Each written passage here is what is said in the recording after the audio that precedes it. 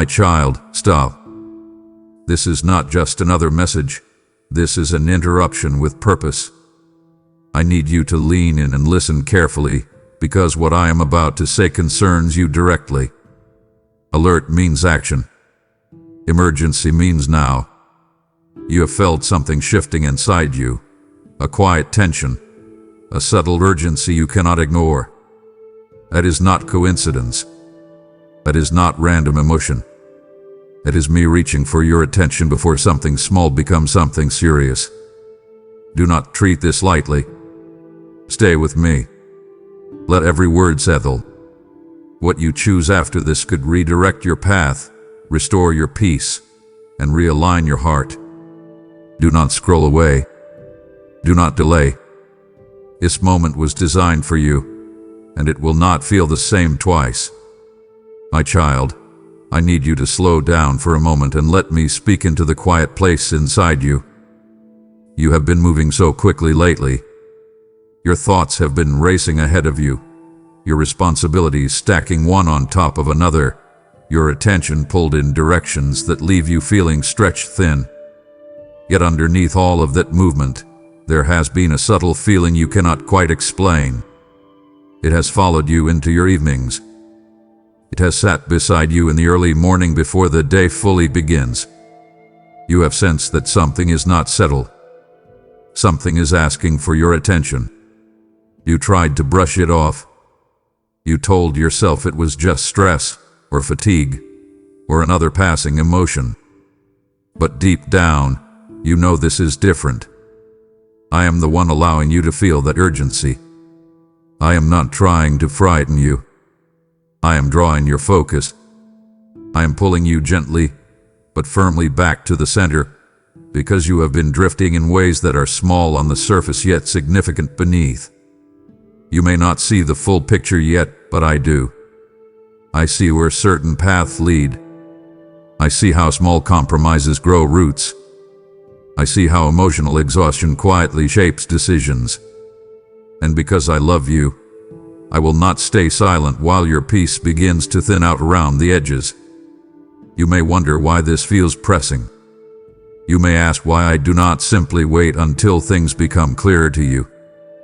But if I waited for clarity to come from your circumstances, you might never pause long enough to listen. So I am speaking into your present moment, into the subtle tension you have been carrying. This is not an emergency because disaster is seconds away. It is urgent because your heart matters too much to allow gradual distance to settle in unnoticed. You have been relying on your own understanding more than you realize. You have been carrying burdens that were meant to be shared with me. You have been tolerating a level of unrest that I never intended for you to accept as normal. I want you to recognize that the stirring inside you is not anxiety. It is invitation. It is me asking you to step back, to reassess, to realign before the path ahead becomes harder than it needs to be. When I call something urgent, it is because I see what you cannot yet see. I see how your energy is being drained. I see how your joy has become quieter. I see how you are functioning well enough on the outside while something deeper is asking for care. And I am coming close to you now, not with pressure, but with protective love. Tell me how this first message point feels to you before I continue to the next one. My child, come closer in your heart and let me speak plainly to you. There are things you have been setting aside, not because you are rebellious, but because you are overwhelmed. You have felt small warnings inside yourself, subtle hesitations when you made certain choices, a quiet resistance when you agreed to things that did not sit well with your spirit. Instead of pausing, you told yourself it was nothing. You convinced yourself that you were overthinking, that you were being too sensitive, that it would all smooth out with time. But you know the truth. When something inside you tightens, when your peace flickers even slightly, that is not random static. That is me touching your conscience gently. I have been faithful to whisper before I ever need to correct. I do not ambush you with consequences. I nudge you with conviction. And lately, those nudges have grown more frequent. You have felt them in conversations where your laughter masked discomfort. You have felt them when you stayed silent instead of speaking what you knew was right. You have felt them when you scrolled past the stillness you needed because distraction felt easier than reflection. I am not accusing you. I am inviting you to notice what you have tried not to notice. Look at your recent patterns honestly. Take a breath and review them with me. Do not defend yourself. Do not rush to justify. Just observe. There have been moments when your integrity bent slightly under pressure. There have been situations where you lowered your standards because you were tired of standing firm. You told yourself it was temporary. You told yourself you would recalibrate later. But small shifts compound over time. A slight compromise today becomes a settled habit tomorrow. I am stepping into this space now because I love you enough to interrupt the drift before it becomes distance. Do not harden your heart when you feel that internal check. Lean into it. Let it lead you back. When you sense that unease, stop immediately. Close the door that needs closing. End the conversation that is reshaping your thinking in unhealthy ways. Reclaim your boundaries. You are not powerless here. I am with you, strengthening your resolve if you will simply ask. Invite me into those moments instead of pushing through them alone. Say to me, guide me right now. And then wait. I will respond. I always do. You may feel embarrassed that you ignored my earlier whispers. Release that shame. Shame paralyzes, but awareness restores. The very fact that you are listening now tells me your heart is still soft toward me. Do not waste another week pretending you do not feel the internal friction. Address it. If what needs confronting. Apologize where you need to. Withdraw where you must. Recommit to what you already know is right. I am not demanding perfection from you. I am calling you back to alignment. You do not need dramatic gestures. You need honest adjustments. Start tonight. Reflect on the last few decisions that unsettled you. Bring them before me. Speak them aloud. When you name something, you disarm its hidden power. I am not distant from you in this. I am right here, steady, patient, protective. But I will not override your will. You must choose to respond. Choose clarity over comfort. Choose long-term peace over short-term approval. You will feel lighter when you do. You will breathe easier when you stop pretending everything is fine. Let this be the moment you stop ignoring what your spirit has been trying to tell you. My child, I want you to consider how much of your mental space has been occupied lately. Not by crisis, but by noise. Constant input. Endless opinions. Messages flashing across screens. Responsibilities layered one on top of another until your mind rarely rests. You wake up and immediately reach outward instead of inward. Your first instinct has become checking, responding, reacting. Somewhere along the way, stillness became uncomfortable for you. Silence started to feel unproductive. And in that constant motion, my voice has had to compete with 1,000 other sounds. I am not blaming you for living in a loud world. I know the pace you navigate. I know the demands placed on you. But I need you to recognize how distraction reshapes devotion. When your attention fragments, your discernment weakens. When your focus scatters, your peace thins out. This is not dramatic language. It is a gentle warning. You have allowed too many small distractions to become dominant influences. Pause and think about what holds your gaze the longest. What captures your curiosity? What stirs comparison inside you? Some of what you consume daily plant seeds in your thinking. Seeds grow quietly. They alter your expectations. They shift your standards. They influence how you measure your own life. You may not realize how much certain voices are shaping your confidence, your desires, even your faith. I am asking you to evaluate this carefully, not with fear, but with honesty. Audit your attention. Yes, audited. Examine where your hours go. Notice how you feel after certain interactions. Are you calmer or more restless? Are you grounded or more anxious? Your spirit responds to what you repeatedly expose it to. Guard it intentionally. Protect your peace with courage.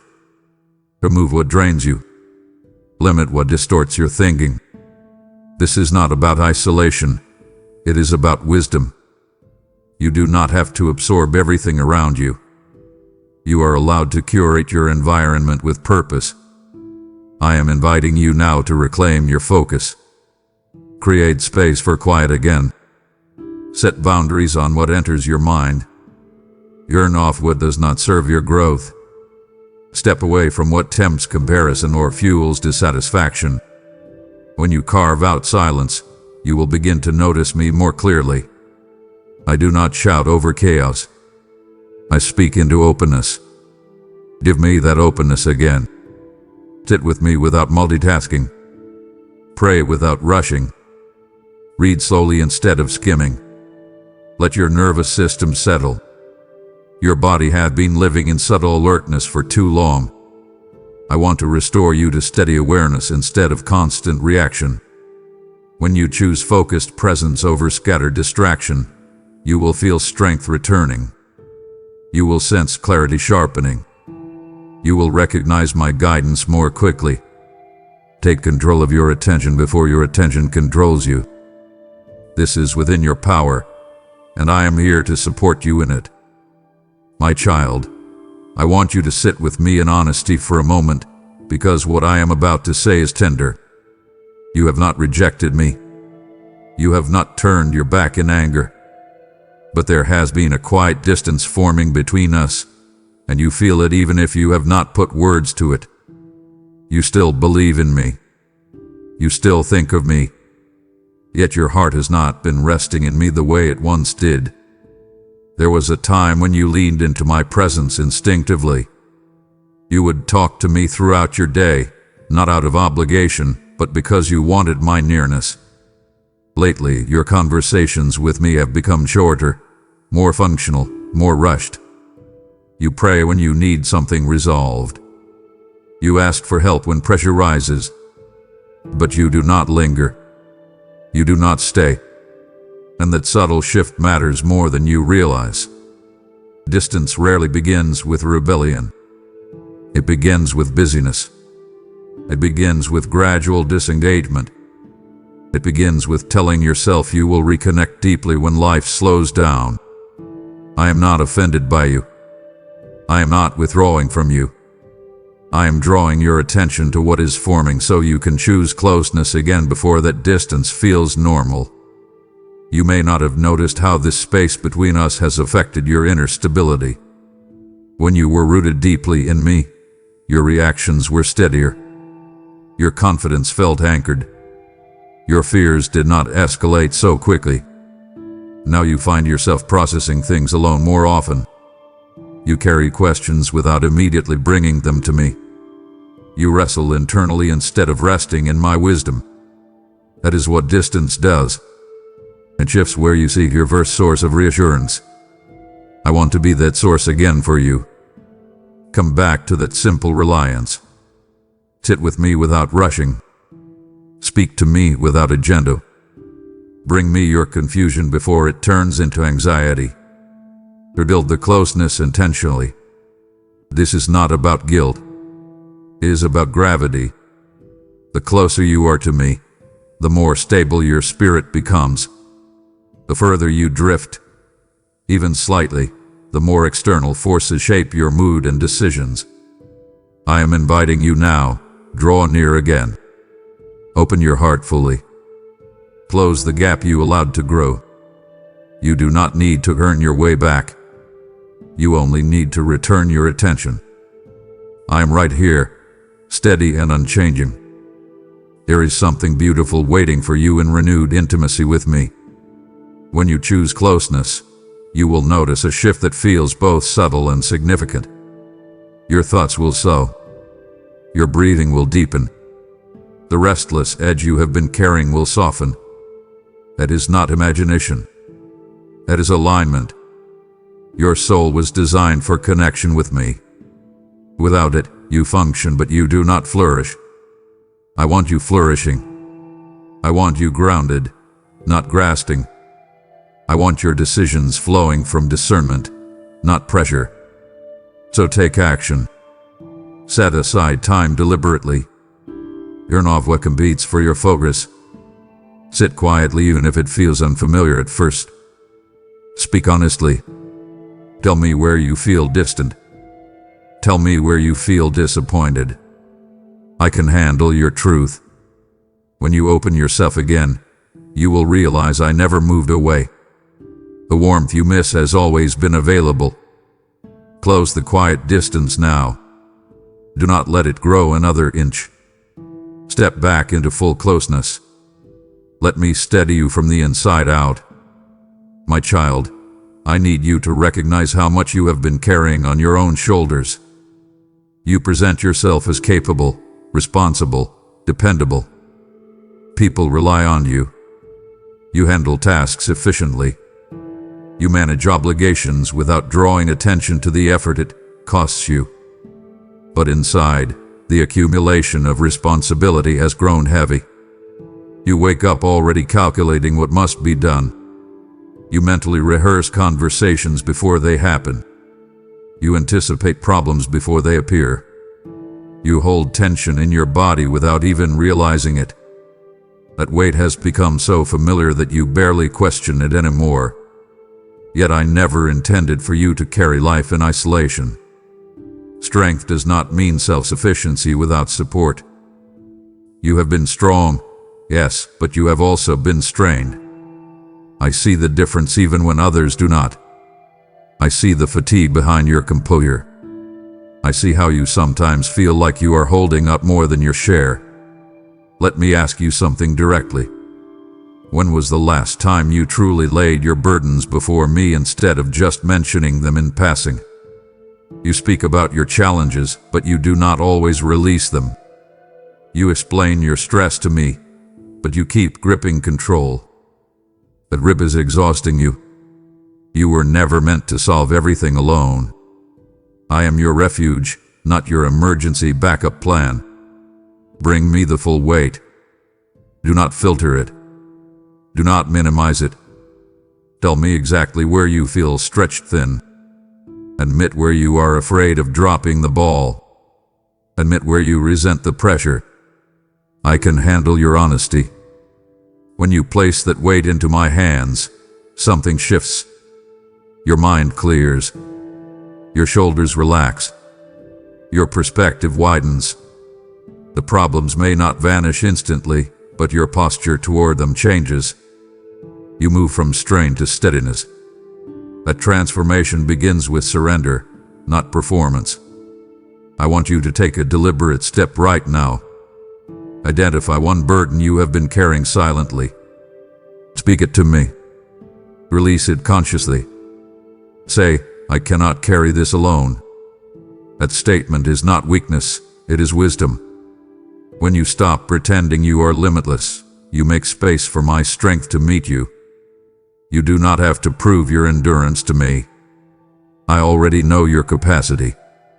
I also know your limits. Let me support you within them. Stop bracing yourself against every challenge as if you are the only line of defense. I am with you. Lean into that truth. Rest in it. Allow yourself to exhale fully. The weight you feel pressing on you can become lighter, but only if you choose to share it. Do not wait until exhaustion forces you to collapse inward. Choose relief now. Open your hands. Give me what you have been gripping so tightly. I am ready to carry it with you. My child, there is something I want you to notice gently, without defensiveness. Beneath your recent decisions, Beneath the way you have been planning and preparing and protecting yourself, there is a thin layer of fear that has been influencing you more than you realize. It is not loud. It does not shout. It does not announce itself dramatically. It speaks in careful calculations and cautious conclusions. It shows up when you hesitate to trust fully. It shows up when you brace yourself before conversations. It shows up when you expect disappointment before hope even has a chance to rise. I am not criticizing you for feeling this. You have walked through enough uncertainty that your mind has tried to shield you from more pain. But I need you to see how this subtle fear is quietly shaping your posture toward life. It has been guiding your choices in small ways. It has been nudging you to hold back, to guard, to prepare for the worst instead of leaning into possibility. That is not how I designed you to live. You were not created to operate from quiet dread or defensive discipline. You were formed to walk in steady trust, not in anxious anticipation. Look closely at how this fear influences you. It encourages you to control outcomes instead of surrendering them. It pushes you to overanalyze simple situations. It convinces you that if you anticipate every problem, you can prevent every wound. But that is an illusion. Control is a comforting costume, but it cannot guarantee safety. I want you to loosen your grip. Yes, I am asking you directly. Loosen it. Release the need to predict every turn in the road ahead. You do not have to map every mile before taking a step. When fear becomes your quiet advisor, it narrows your vision. It makes you cautious where you could be courageous. It dims the creative confidence I placed inside you. Come to me with that fear. Name it clearly. Do not disguise it as wisdom. Bring it into the light of my presence. When you admit what you are afraid of losing, what you are afraid of facing, what you are afraid of repeating, you weaken its hidden power. I do not shame you for fear. I steady you through it. Let me replace it with grounded trust. Invite me into the very scenarios you keep rehearsing in your mind. Instead of imagining the worst outcome, imagine my guidance within it. That shift alone will begin to restore calm inside you. There is a deeper peace available to you than the fragile comfort of control. I want you to experience it again. When you lean into me fully, your decisions will flow from discernment rather than defensiveness. Your heart will open instead of tighten. You will respond instead of react. A transformation will not come from suppressing fear. It will come from surrendering it. To take a practical step. When you catch yourself spiraling into anxious planning, pause immediately. Close your eyes. Take one slow breath. Say to me, I trust you with this. Even if your voice trembles when you say it, speak it anyway. Trust grows through practice. Courage strengthens through action. I am not asking you to ignore risk. I am asking you to refuse to let fear lead you. Let me lead you instead. Let your confidence come from my steadiness, not your strategies. You do not have to brace yourself against every possible loss. You are not alone in protecting your future. I am already there. My child, you are standing in a moment that may appear ordinary on the surface, but it carries weight beneath it. Life does not always present turning points with dramatic music or visible crossroads. Often, they arrive quietly, disguised as daily decisions. Right now, you are in one of those moments. The direction you lean today will influence the direction you walk tomorrow. That may sound simple, but it is deeply significant. You have been oscillating between two internal postures. One posture says you will trust me fully, surrender control, and realign your heart with mine. The other posture says you will continue managing everything primarily in your own strength, while keeping me near via support. These two postures cannot coexist indefinitely. Eventually, one becomes dominant. I am not forcing you. I am presenting you with clarity. The choice is not about belief versus unbelief. It is about reliance versus self-reliance. It is about whether you will let me guide your steps intimately or merely consult me when convenient. Pause and evaluate your recent decisions. Who has been setting the tone? Have you been moving after seeking my direction, or have you been asking for my blessing after you already decided? That distinction matters. I want to be involved before the plan forms, not just after it is finalized. Invite me into the process earlier. Slow down enough to hear my perspective before committing your energy. This is where maturity deepens. It is easy to claim trust in theory. It is more challenging to practice it when outcomes feel uncertain. But this is the moment to practice it. Choose alignment deliberately. Choose it even if it requires you to revise plans. Choose it even if it requires you to admit you moved too quickly before. I will not embarrass you for adjusting course. I honor humility. When you correct direction early, you prevent unnecessary detours later. That is wisdom. That is strength. Do not underestimate the significance of small obedience. A quiet decision to respond differently in one conversation can shift a relationship's trajectory. A choice to pause before reacting can prevent conflict. A decision to reestablish spiritual discipline can restore clarity within weeks. These are not minor adjustments. They are momentum markers. I want you to act intentionally now. Identify one area where you know alignment is required. Do not postpone it. Address it today. Make the call you have been delaying. Set the boundary you have been avoiding. Recommit to the discipline you let slide. When you move in alignment, you will feel the internal tension release. The fog will thin. The direction will sharpen. I am not asking for perfection. I am asking for commitment. Decide clearly. Step forward confidently. Let this moment mark a shift, not because it looks dramatic, but because it is deeply deliberate. My child, you have just stood at the crossroads of reliance and self-reliance. Now let your choice move beyond intention into action. If your heart burns to see others awakened in their own moment of decision, this is your seed to sow. When you give through Super Thanks, join as a member, or send your offering through PayPal. The PayPal link is in the video description. You are casting oil into lamps that must not go out.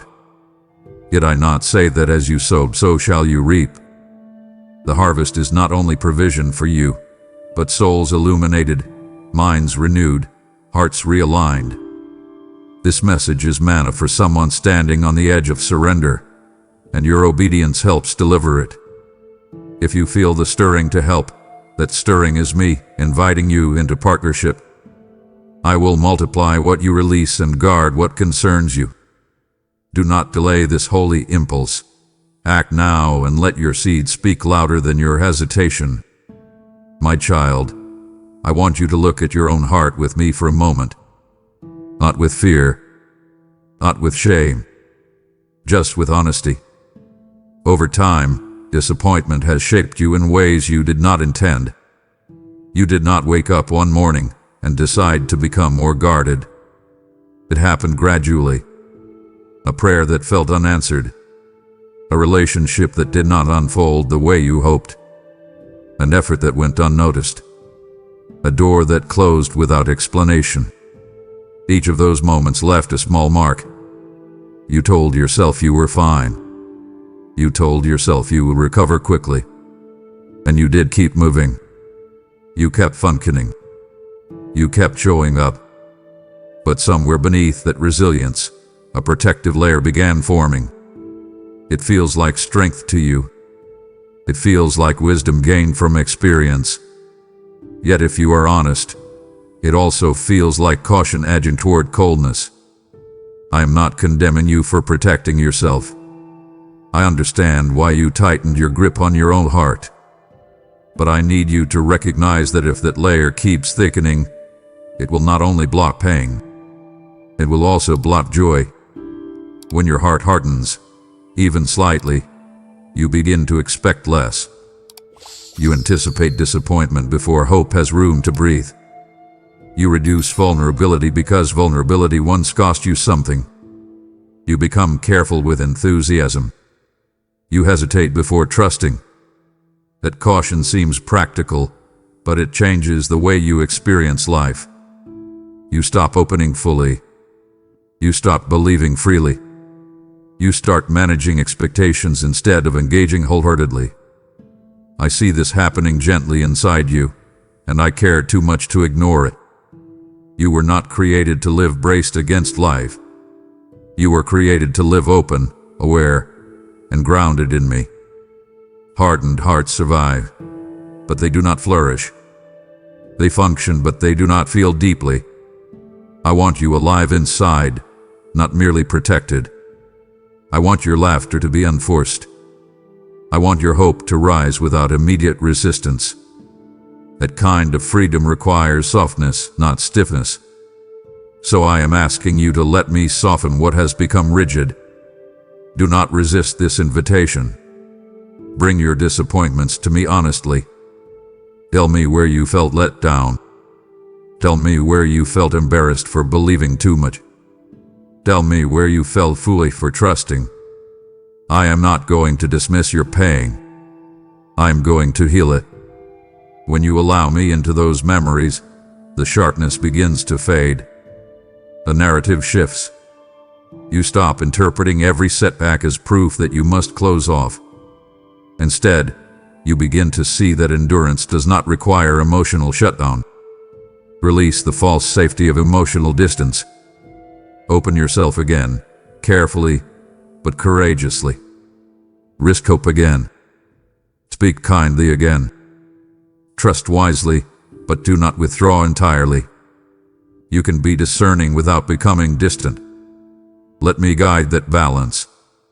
Your heart does not need armor when it rests in my protection. Right now, examine yourself gently. Notice where you have grown skeptical. Notice where you dismiss possibility too quickly. Acknowledge it without shame. Then invite me into that exact space. Say, soften me where I have become guarded. I will respond. I will restore warmth where tension has settled. Let this be the moment you choose openness over self-protection. My child, I want to talk with you about the people who surround you, because you are shaped more by your environment than you sometimes realize. You do not absorb influence only through grand events. You absorb it through everyday conversation, through repeated opinions, through subtle expectations, through tone, humor, and shared frustrations. The company you keep slowly calibrates your thinking. It adjusts your perspective in ways that are easy to overlook. Some of the voices around you are building you up. Others are quietly reshaping your standards downward. I am not asking you to judge everyone harshly. I am asking you to become aware. Pay attention to how you feel after certain interactions. Do you leave feeling strengthened or subtly diminish? Do you feel inspired to grow or tempted to compromise? These signals matter.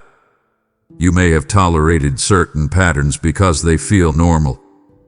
Sarcasm that masks cynicism. Gossip disguised as concern. Complaining framed as realism. Over time, repeated exposure to negativity plants seeds. Those seeds influence how you speak, how you think, how you respond to challenge.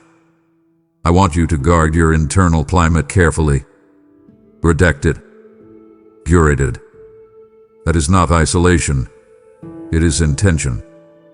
You do not have to accept every influence simply because it is familiar. You are allowed to set boundaries. You are allowed to step back from conversations that erode your peace. You are allowed to choose environments that reinforce your values. Do not fear being misunderstood when you make healthier choices.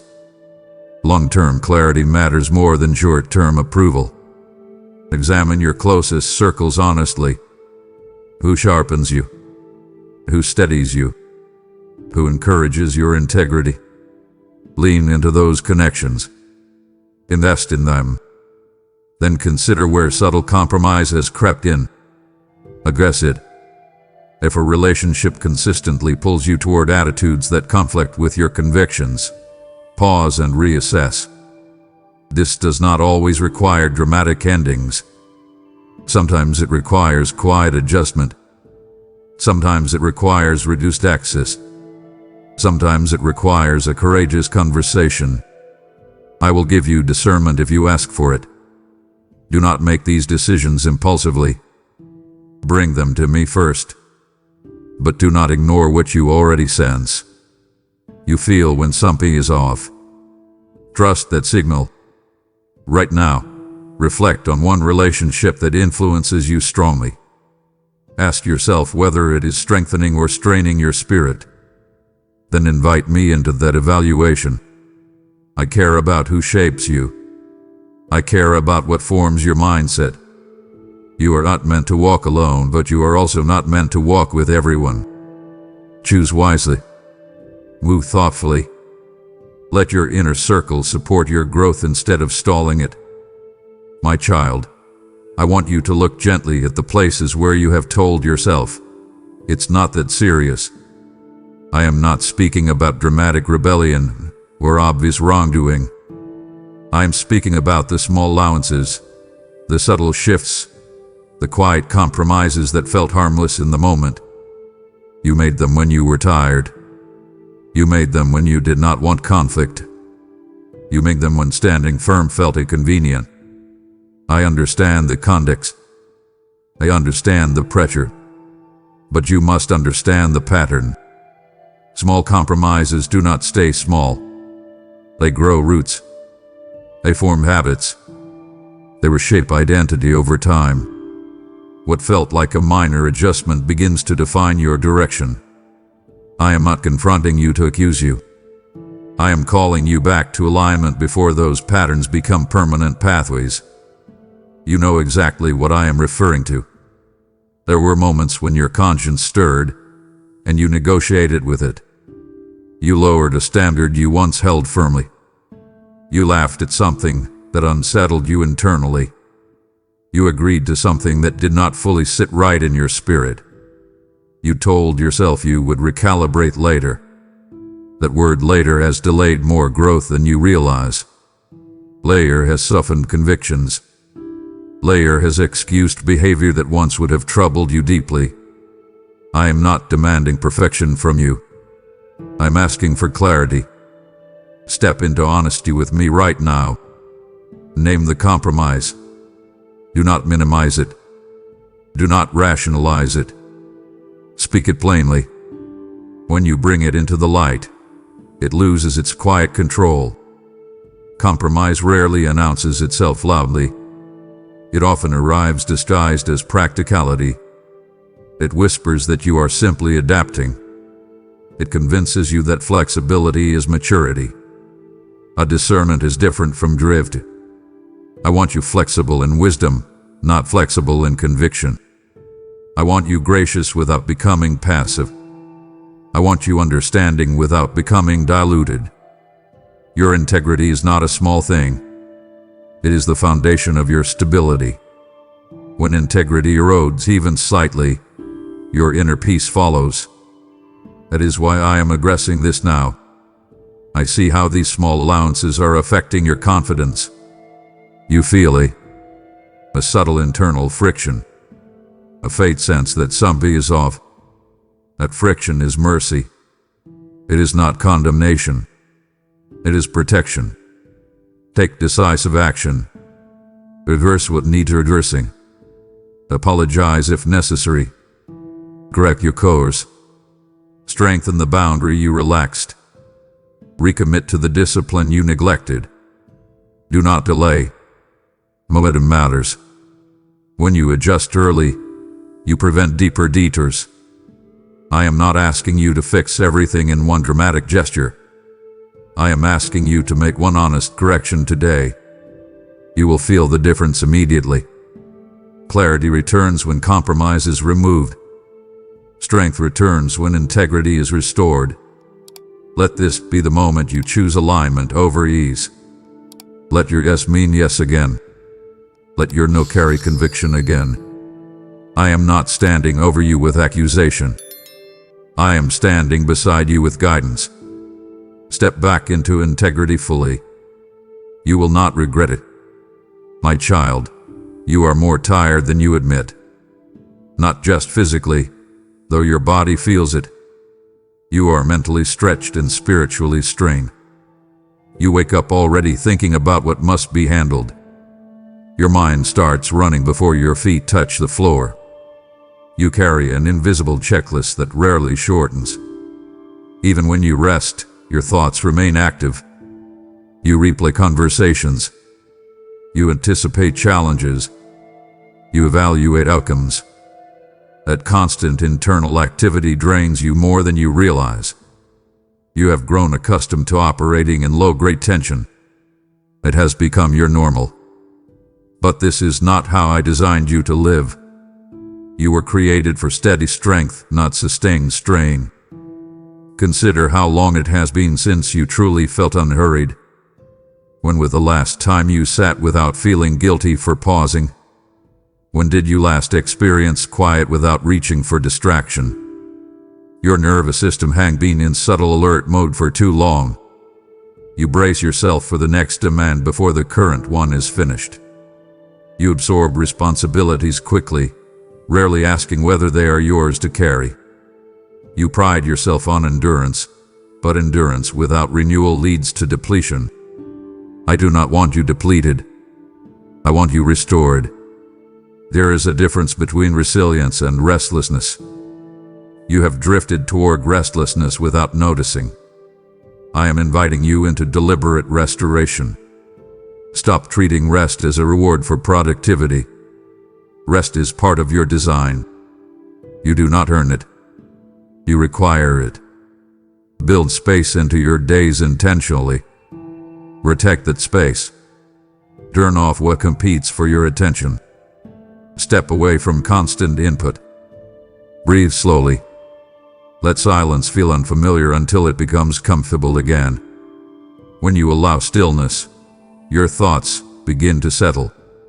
Your body begins to release tension. Your spirit becomes receptive. In that quiet, you will sense my presence more clearly. I do not meet you only in crisis. I meet you in calm. Do not wait until burnout forces you to stop. Choose to slow down before your body demands it. Evaluate your commitments honestly. Are they sustainable? Are they aligned with your calling? Release what does not belong to you. Delegate where possible. Simplify where necessary. Your worth is not measured by how much you can handle. It is revealed in how wisely you steward your energy. I care about your well-being deeply. I want you functioning from fullness, not fumes. Take one practical step toward rest today. Cancel something unnecessary. Go to bed earlier. Spend time with me without multitasking. Protect your peace with intention. You are not weak for needing renewal. You are wise for embracing it. My child, there is something in you that you have learned to live around instead of truly heal. You do not talk about it often. You rarely even think about it directly. Yet it still influences how you respond, how you trust, how you protect yourself. It is an old wound, and you have managed it carefully. You adjusted your expectations. You built new routines. You convinced yourself that time alone was enough to handle it. But healing and hiding are not the same thing. You have become skilled at functioning while carrying unresolved pain. I see that skill, and I also see the strain it places on you. You may not break down outwardly, but there are moments when certain words, tones, or memories press against that sensitive place inside you. You react faster than you intend. You withdraw sooner than you use it to. You guard yourself without realizing why. That is the wound speaking quietly through you. I want you to stop managing it and start healing it. Do not turn away from it when it surfaces. Do not distract yourself when the memory returns. Bring it into the light with me. Tell me exactly where it still hurts. Name the betrayal. Name the rejection. Name the failure. Speak it without softening it. When you speak it, you stop letting it operate from the shadows. You may fear that revisiting it will reopen pain, but avoiding it has kept it half open already. True healing requires exposure to truth, not concealment. Let me walk you back through it carefully. I will not overwhelm you. I will not rush you. But I will not allow you to pretend it has no impact either. That wound has shaped certain assumptions you carry about yourself and others. It has whispered conclusions that are not entirely accurate. It has convinced you that certain risks are not worth taking.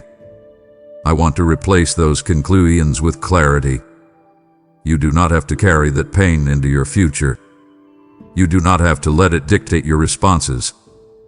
I am inviting you to surrender it intentionally. Sit with me and ask where the root still lies. Let me show you where forgiveness is needed, even if it feels difficult. Forgiveness does not erase memory. It releases ownership of the injury. It frees you from carrying the weight of what someone else did. You deserve that freedom. You deserve to move forward without that quiet ache influencing every new connection. I am not asking you to deny what happened. I am asking you to let me redeem it. Healing may feel gradual, but it begins with honesty. Do not postpone this again. Address it now. Invite me directly into that space. I will meet you there with patience and restoration. My child, there has been a change in the way you speak to yourself recently. The tone inside your own thoughts has grown sharper. You question your ability more quickly. You hesitate before acting on ideas you once would have pursued confidently. You compare your progress to others and quietly decide you are behind. That voice of doubt has not appeared overnight. It developed gradually, shaped by fatigue, comparison, and disappointment. You have allowed it to narrate your limitations more than your growth. I need you to recognize that voice for what it is. It is not my voice. I correct you when necessary, but I do not diminish you. I guide you, but I do not belittle you. When your internal dialogue turns critical without compassion, that is not coming from me. Examine the language you use about yourself. Notice how quickly you assume failure. Notice how often you expect rejection. Notice how frequently you downplay your strengths. These patterns do not align with the truth I speak over you. I created you intentionally. I placed specific gifts within you. I shaped your personality with purpose. When doubt becomes dominant, it obscures that design. It convinces you that you are less capable than you are. It makes you shrink where you could stand firmly. I want you to challenge that narrative directly. When you hear yourself thinking, "I am not enough," pause and confront that thought. Ask where it originated. Ask whether it aligns with what I have shown you about your identity. Replace it deliberately. Say, "I am learning. I am growing. I am guided." Speak truth over yourself even when it feels unfamiliar. Confidence rooted in truth is not arrogance. It is alignment. Do not let comparison steal your clarity. You see only a fraction of other people's journeys.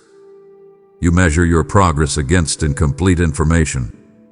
The habit fuels insecurity unnecessarily. Focus instead on the path I have given you. You are not behind. You are not overlooked. You are not inadequate. Growth is rarely linear. It unfolds in seasons. Some seasons feel productive. Others feel slow. but serve purpose. I want you steady, not hurried. Release the pressure to prove yourself constantly. Anchor your identity in me rather than in performance. When you begin to think differently about yourself, your decisions will shift accordingly. You will move forward with greater courage. You will speak with greater clarity. You will take risks aligned with purpose instead of shrinking back. Right now, identify one recurring doubt that has been shaping your behavior. Bring it to me. Replace it consciously with truth. Let this be the moment you refuse to let insecurity narrate your future. My child, I want you to gently examine how tightly you have been holding your life lately. Not in a dramatic way, not in obvious panic, but in subtle calculation. You have been trying to anticipate outcomes before they unfold. You replay conversations in your mind to prepare for every possible response. You attempt to read between lines before words are even finished. You plan 3 steps ahead so that you will not be caught unprepared. I understand why you do this. You have lived through enough uncertainty that predictability feels like safety. Control feels calming. Planning feels powerful. But I need you to see something clearly. Control is a comforting costume, yet it cannot guarantee protection. It only creates the appearance of certainty. Underneath that appearance, your heart is still carrying tension. You are not as calm as you pretend to be. You are managing variables instead of resting in trust. You have convinced yourself that if you calculate carefully enough, you can avoid disappointment. If you organize thoroughly enough, you can prevent failure. If you think long and hard enough, you can outmaneuver pain. That is an exhausting way to live. It keeps your nervous system alert. It keeps your shoulders tight. It keeps your mind racing. You were never meant to shoulder the burden of omniscience. You do not have to predict every turn in the road ahead. I see the road already.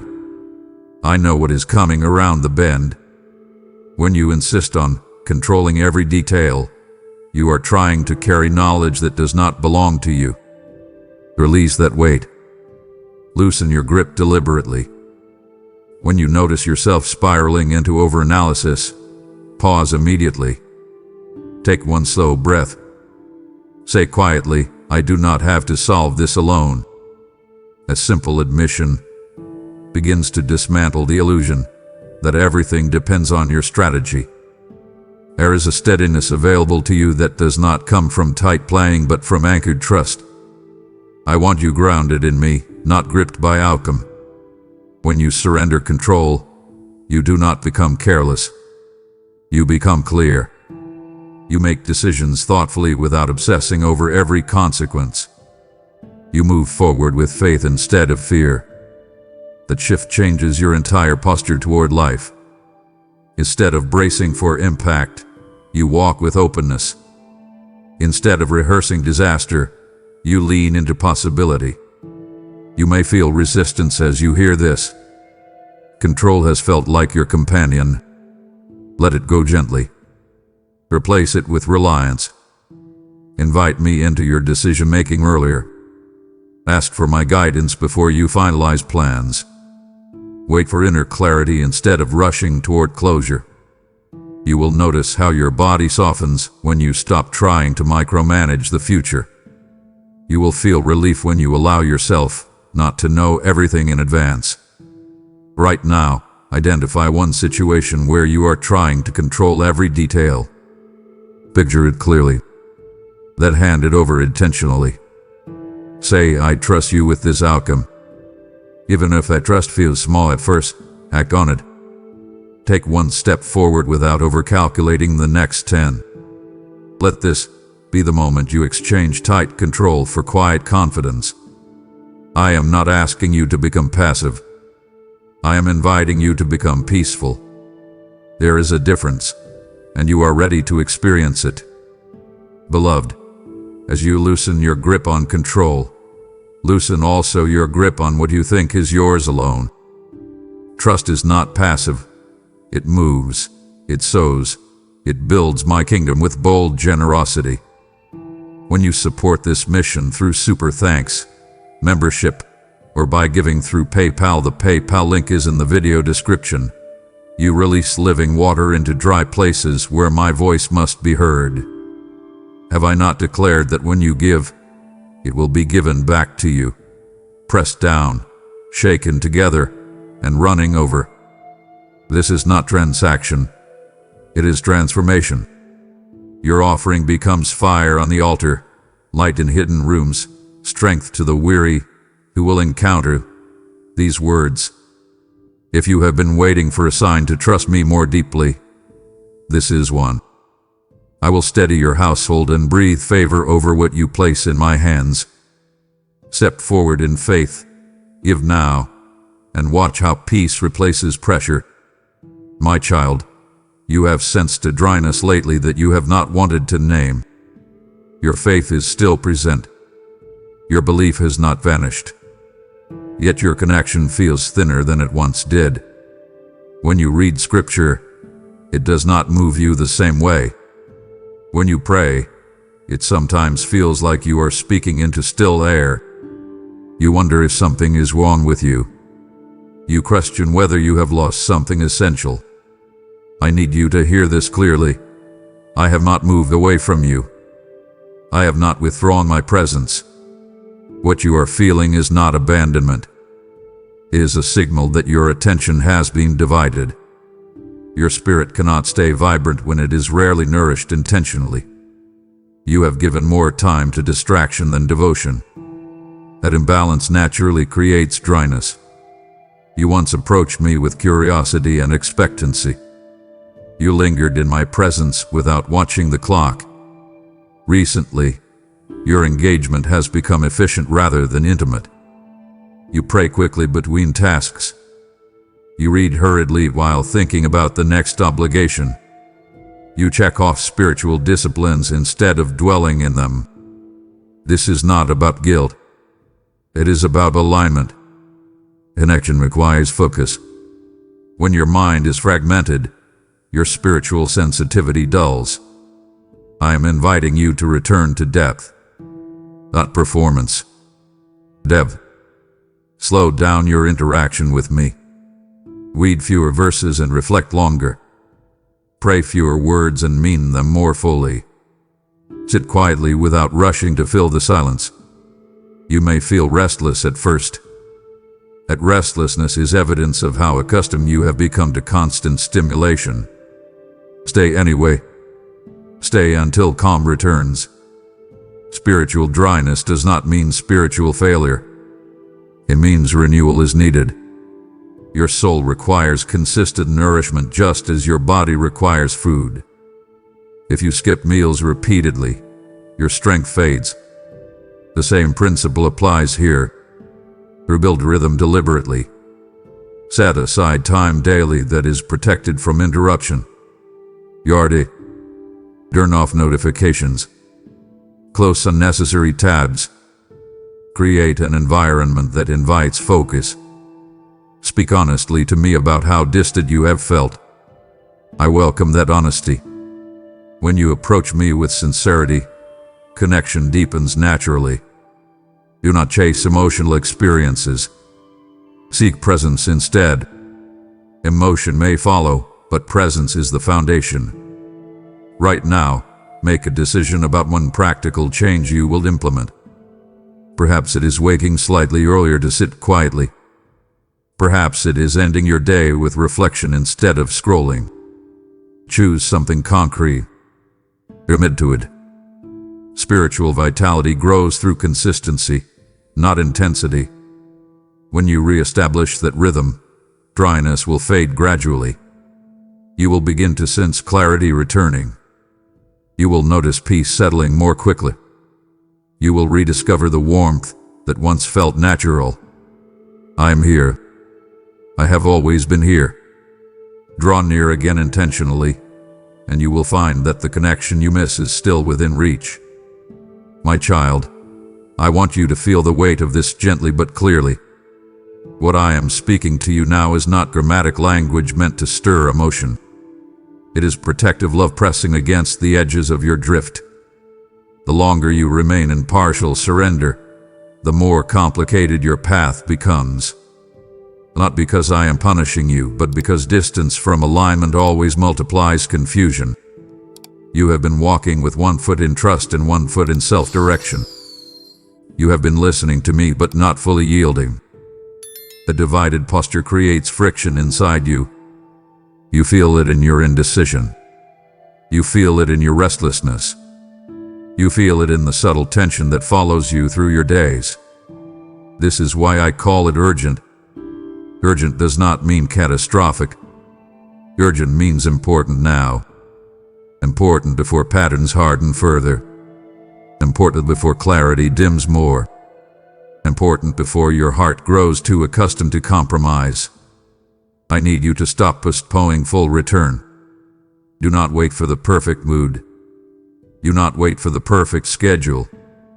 Do not wait for a crisis to force your attention. Choose deliberately.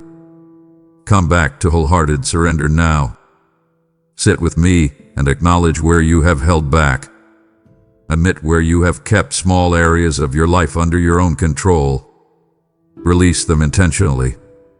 When you hold part of yourself away from me, you fracture your peace. Alignment restores cohesion. Alignment simplifies what drift complicates.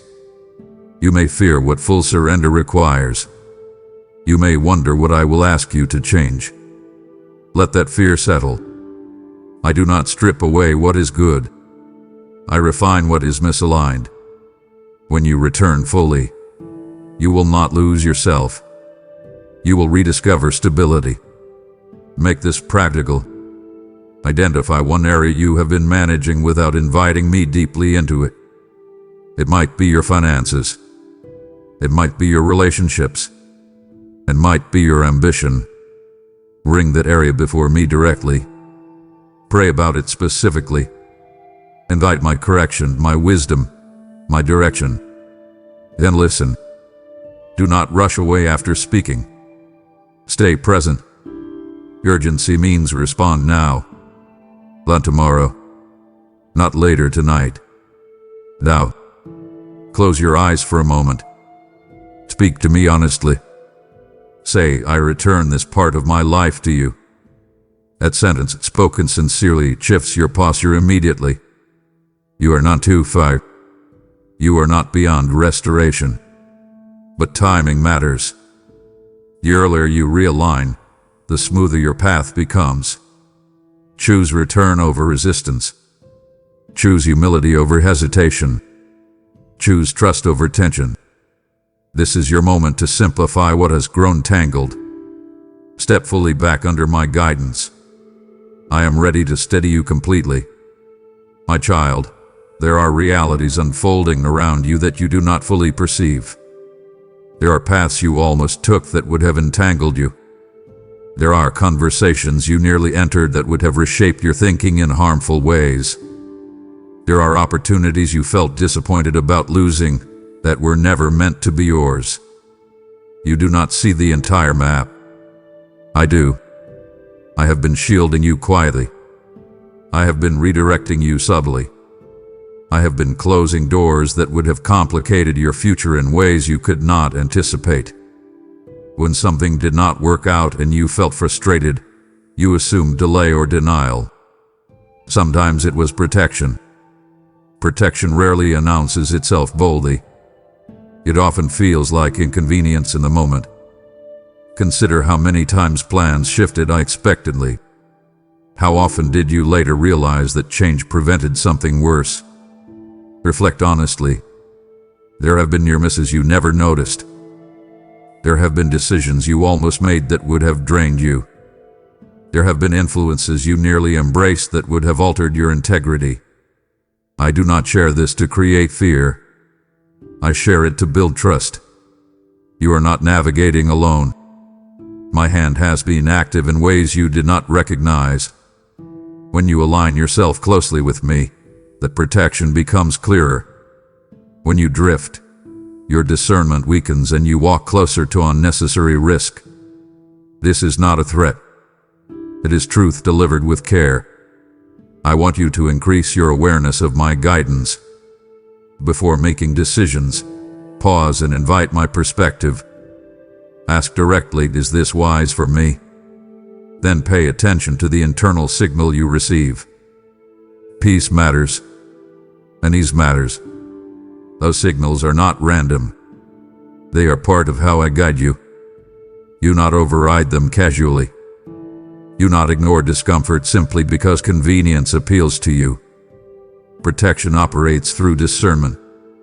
Strengthen your discernment by staying close. The more aligned you are, the sharper your perception becomes. Right now, reflect on one closed door that frustrated you recently. Ask yourself whether it might have been mercy instead of misfortune. Gratitude grows when you recognize protection. I am not only guiding you toward blessing, I am guarding you from harm. Trust that unseen work. Honor it by staying attentive. Invite my covering over your day consciously. Pray before you step into conversations. Pray before you accept new commitments. Pray before you shift direction. This is not superstition.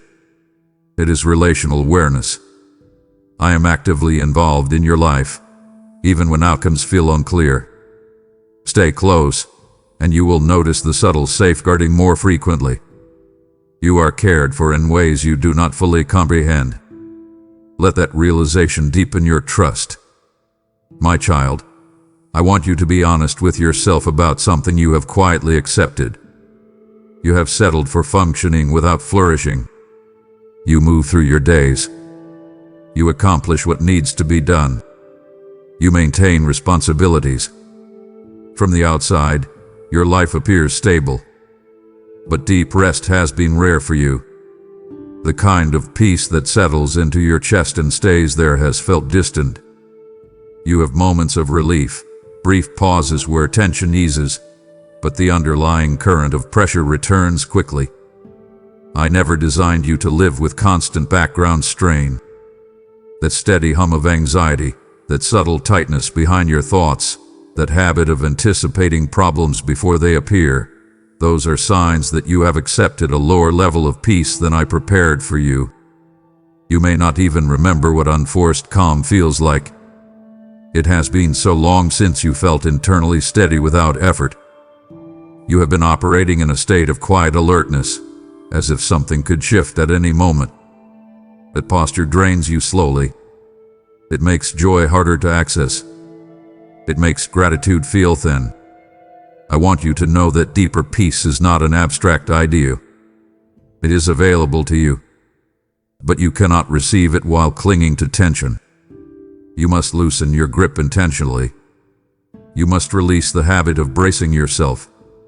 When you wake in the morning, instead of scanning for potential stress, pause and acknowledge my presence first. Say, you are with me today. Let that sentence settle. When you feel pressure rising during the day, stop immediately. Take one slow breath. Remind yourself that you are not alone in navigating what is ahead. This is not denial of reality. It is reorientation of perspective. Peace is not the absence of responsibility. It is the presence of alignment. When your heart rests in me, circumstances do not have to be perfect for your spirit to remain steady. That steadiness begins with trust practiced daily. I am inviting you into that practice. Protect your mental space.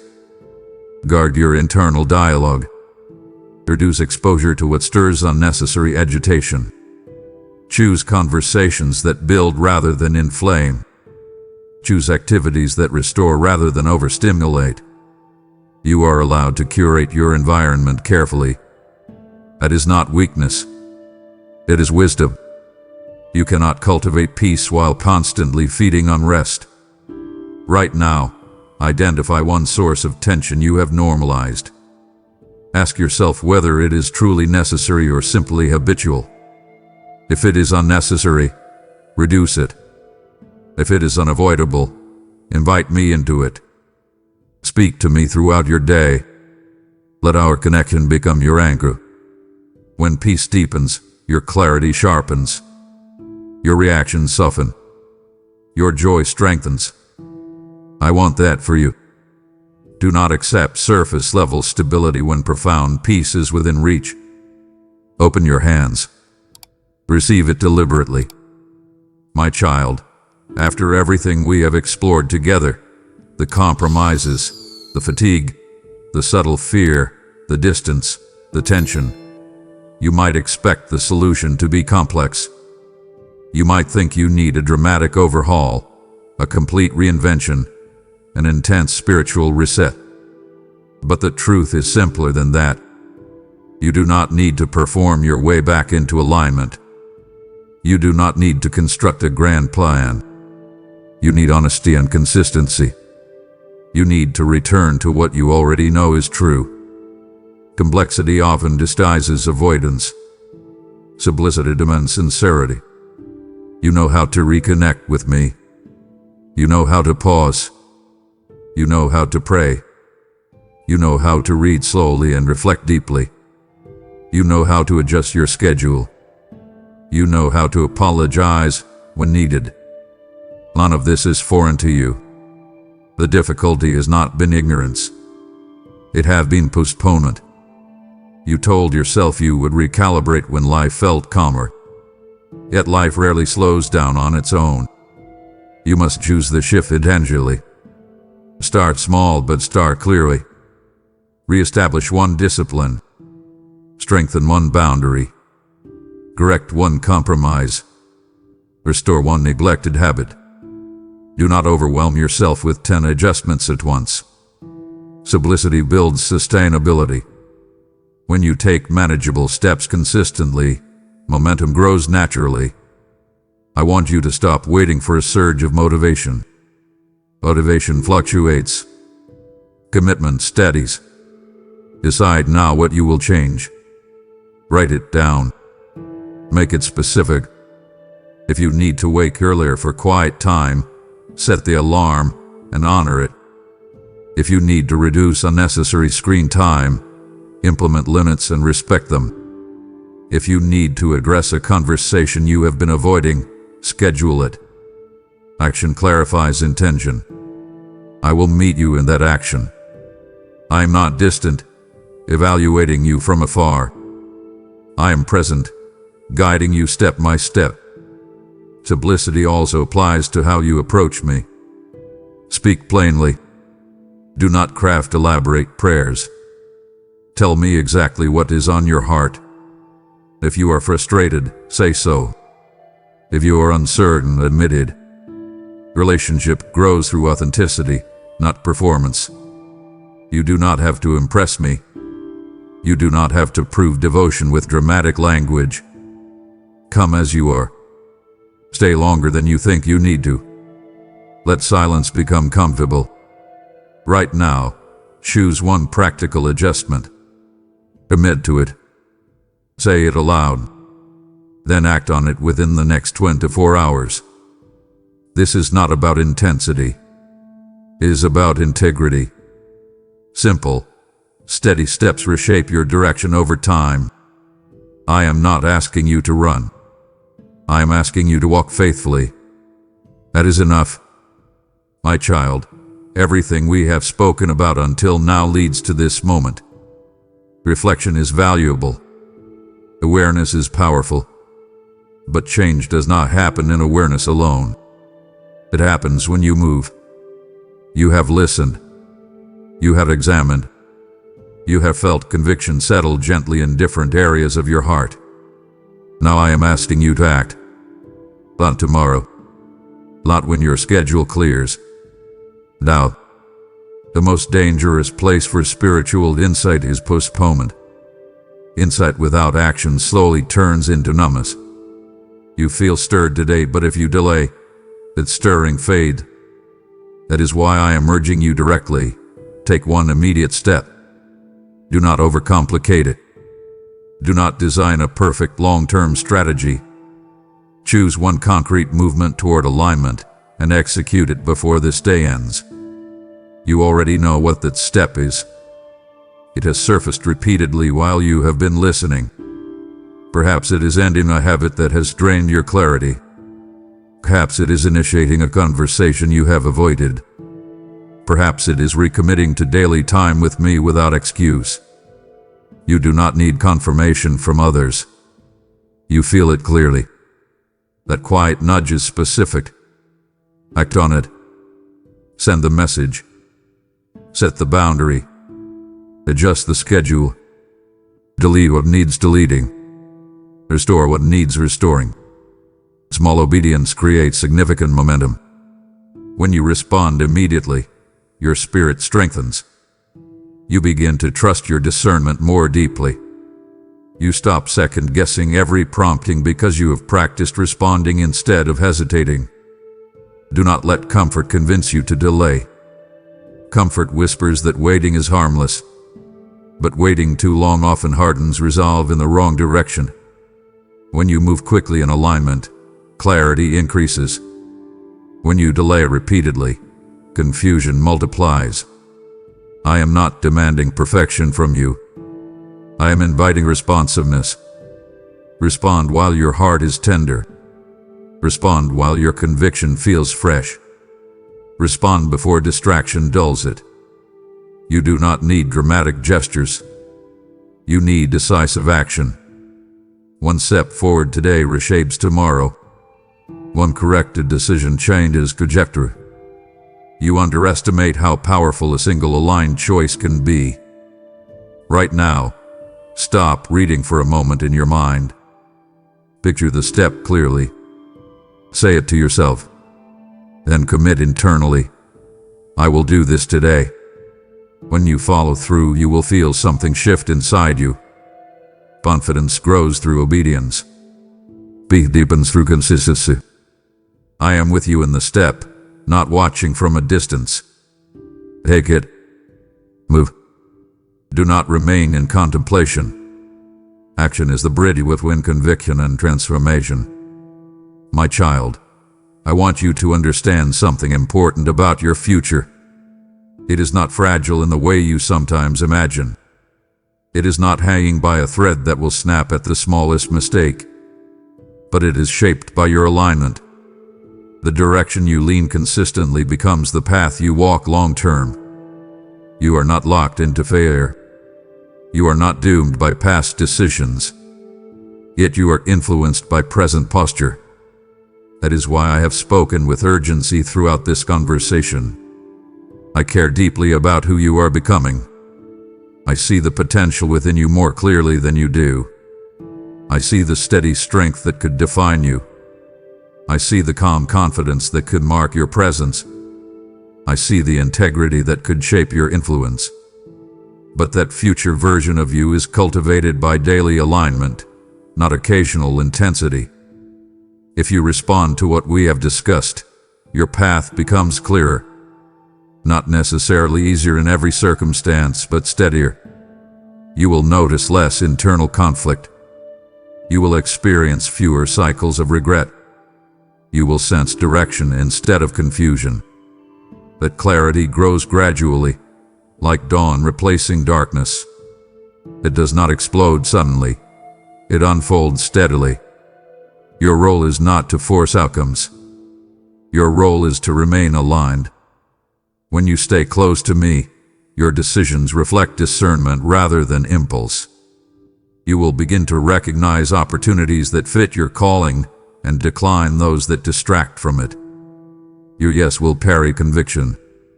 Your no will carry peace. You may still encounter challenges. Alignment does not eliminate difficulty, but it changes how you navigate difficulty. You will respond instead of react. You will pause instead of panic. You will trust instead of tighten.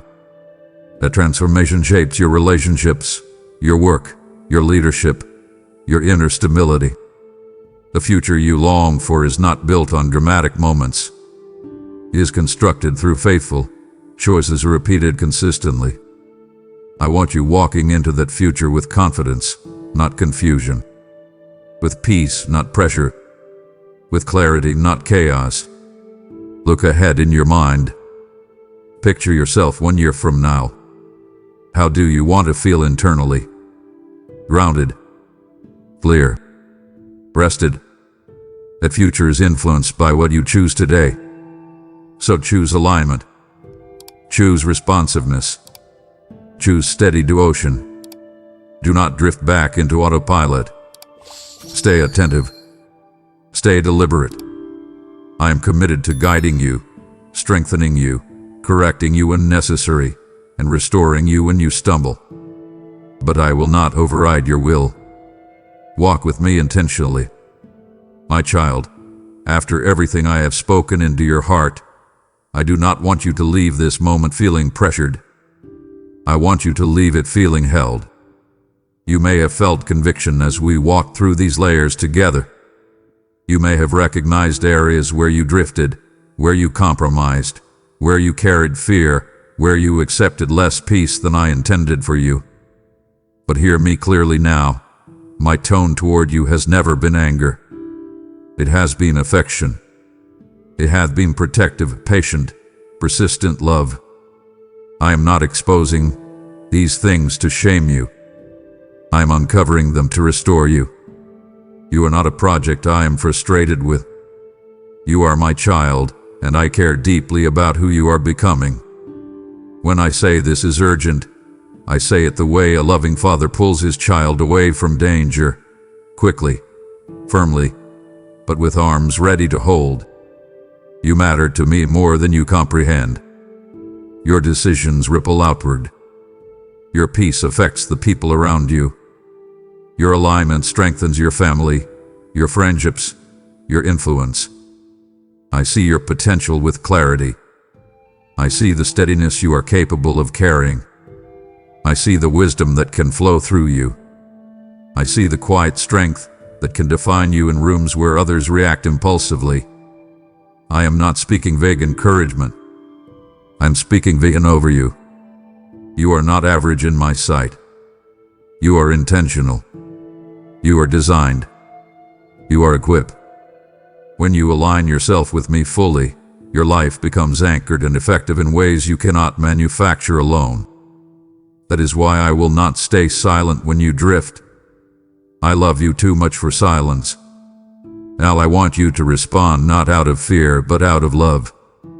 Come closer. Let your heart soften completely. Release the tension that built up while we addressed difficult truths. You are not rejected. You are received. You are not disqualified. You are guided. Let that settle inside you. I want you to feel secure in my presence. Even when I correct you, I remain near. Even when I redirect you, I remain kind. Even when I challenge you, I remain committed.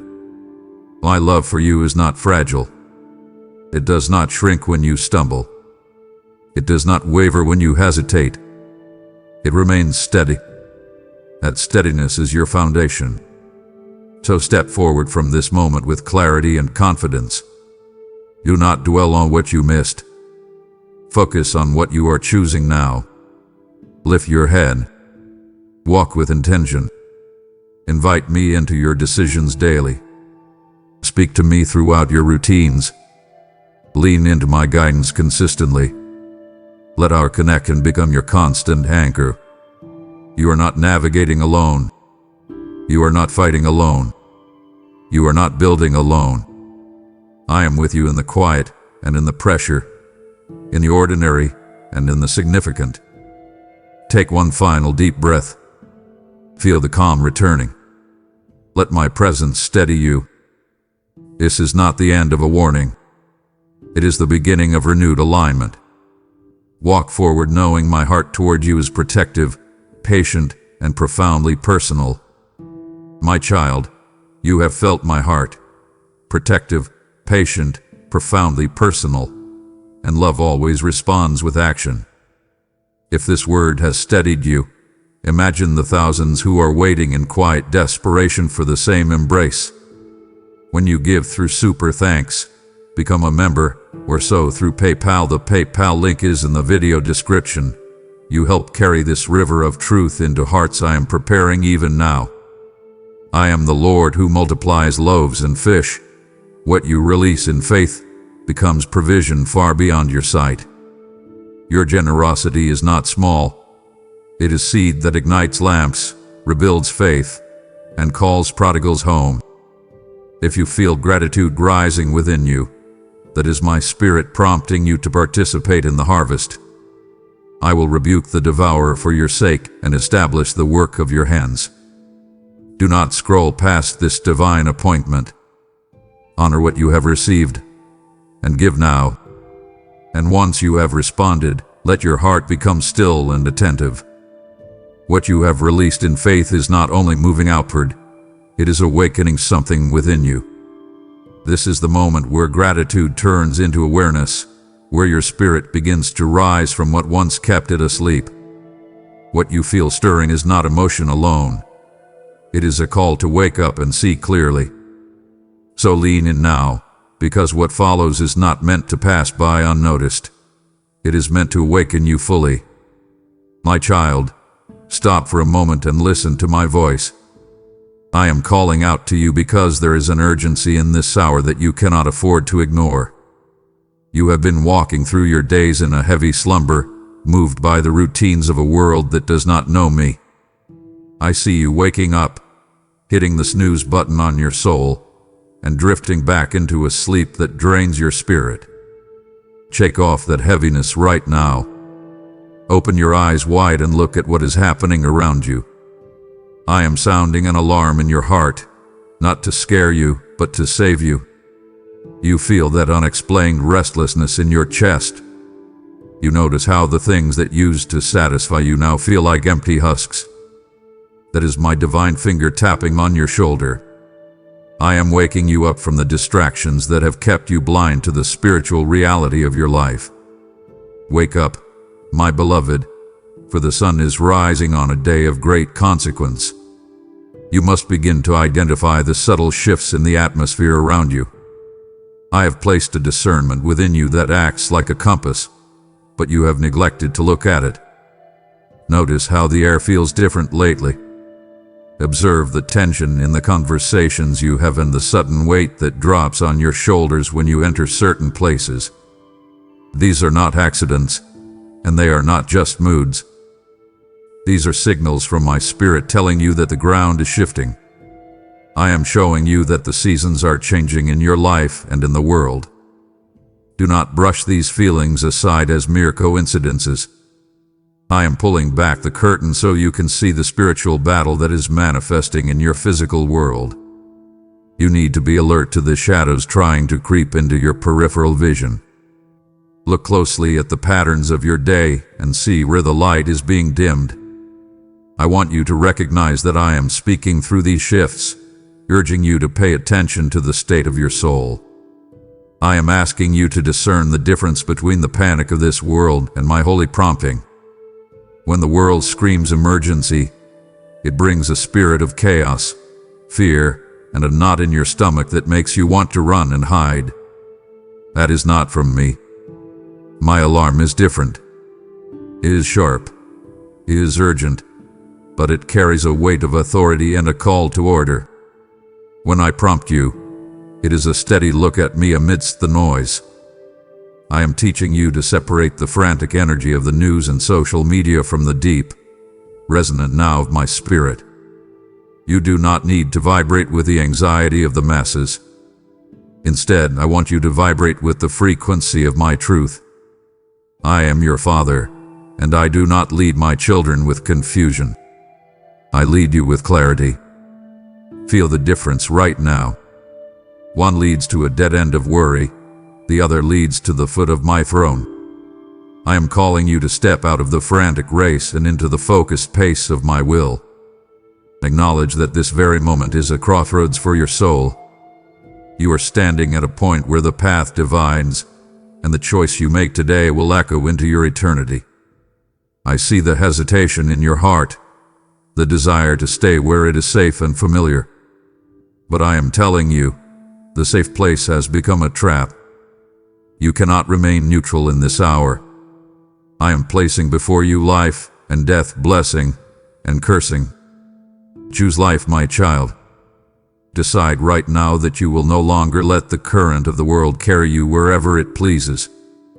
I am demanding your full attention because the bridge behind you is burning, and I am leading you toward a new land.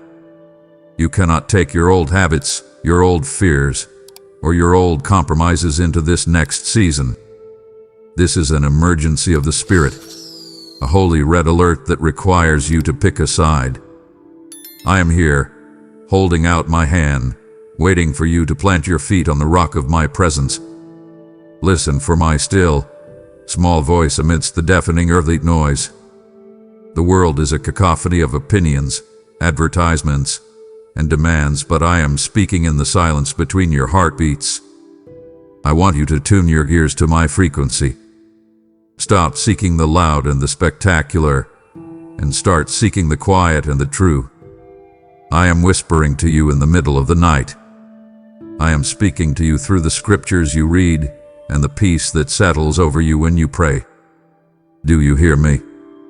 I am telling you that I love you, that I have a plan for you, and that I am coming for you. I am cutting through the static of your busy mind to deliver a message that only your spirit can decode. I am calling your name with a tenderness that should break every chain of doubt. Silence the television, put down the phone, and just be still. I am right here, and I have much to tell you. Understand that my warnings are always birthed from my mercy. I do not shout to condemn you, I shout to protect you. If I see a storm coming toward my child, would I not cry out? My alert is a sign of my deep, unwavering commitment to your well-being. I see the pitfalls you don't see. I see the traps the enemy has set for your feet tomorrow and next year. My warnings are the fences I built around your heart to keep the wolves out. Receive my correction as a gift. Embrace my urgency as the highest form of my love. I am not a distant judge looking for reasons to punish you. I am a loving parent who sees you walking toward a cliff and is running to grab your hand. I am your shield and your great reward. Trust that when I say now, it is because my grace has paved the way for your escape. I am leading you to safety, my precious one. Follow me. My child, look at your hands. How often are they gripping that glowing screen instead of reaching for mine? I see you lost in the digital fog, scrolling through the lives of strangers, while your own spirit starves for my presence. I am commanding you right now. Silence the digital voices that drown out my spirit. Those notifications are not your lifeline. I am. You are allowing the constant ping of the world to fracture your peace and scatter your focus. I see the way your mind races, unable to settle, because you have given away your attention to things that do not love you. Step away from the cycle of endless, empty news that feeds your fear and offers no hope. You consume the tragedies of the world until your heart is heavy with a burden I never asked you to carry. I am calling you to a holy disconnection. Unplug the cords that tie you to the chaos of the age. I want you to break the habit of seeking validation from people who don't even know the real you. Why do you weigh your worth by the likes and comments of man? I am the one who formed you in the secret place, and my approval is the only foundation that will not crumble. Cast down the idols of comfort that keep you sedentary and spiritually numb. You have made a god out of your convenience, and it has made you soft when I need you to be a warrior. I am calling you to a fast, not just from food, but from the clutter that fills every spare second of your day. Do you notice how you reach for your phone the moment there is a second of silence? You are running from the very stillness where I wait to meet you. Stop running. Clear a sacred space in your heart for this urgent message. Sweep out the debris of trivial worries and make room for the King. I see the pressure you feel at your job, the way you compare your progress to those around you, and the exhaustion that hits you before the day has even begun. You are trying to fill a God-sized hole with world-sized distractions, and it will never work. I am inviting you to breathe. Truly breathe. Put down the devices. Walk away from the noise. I am promising you that the world will not fall apart if you look away from it for a moment, but your soul might if you don't look at me.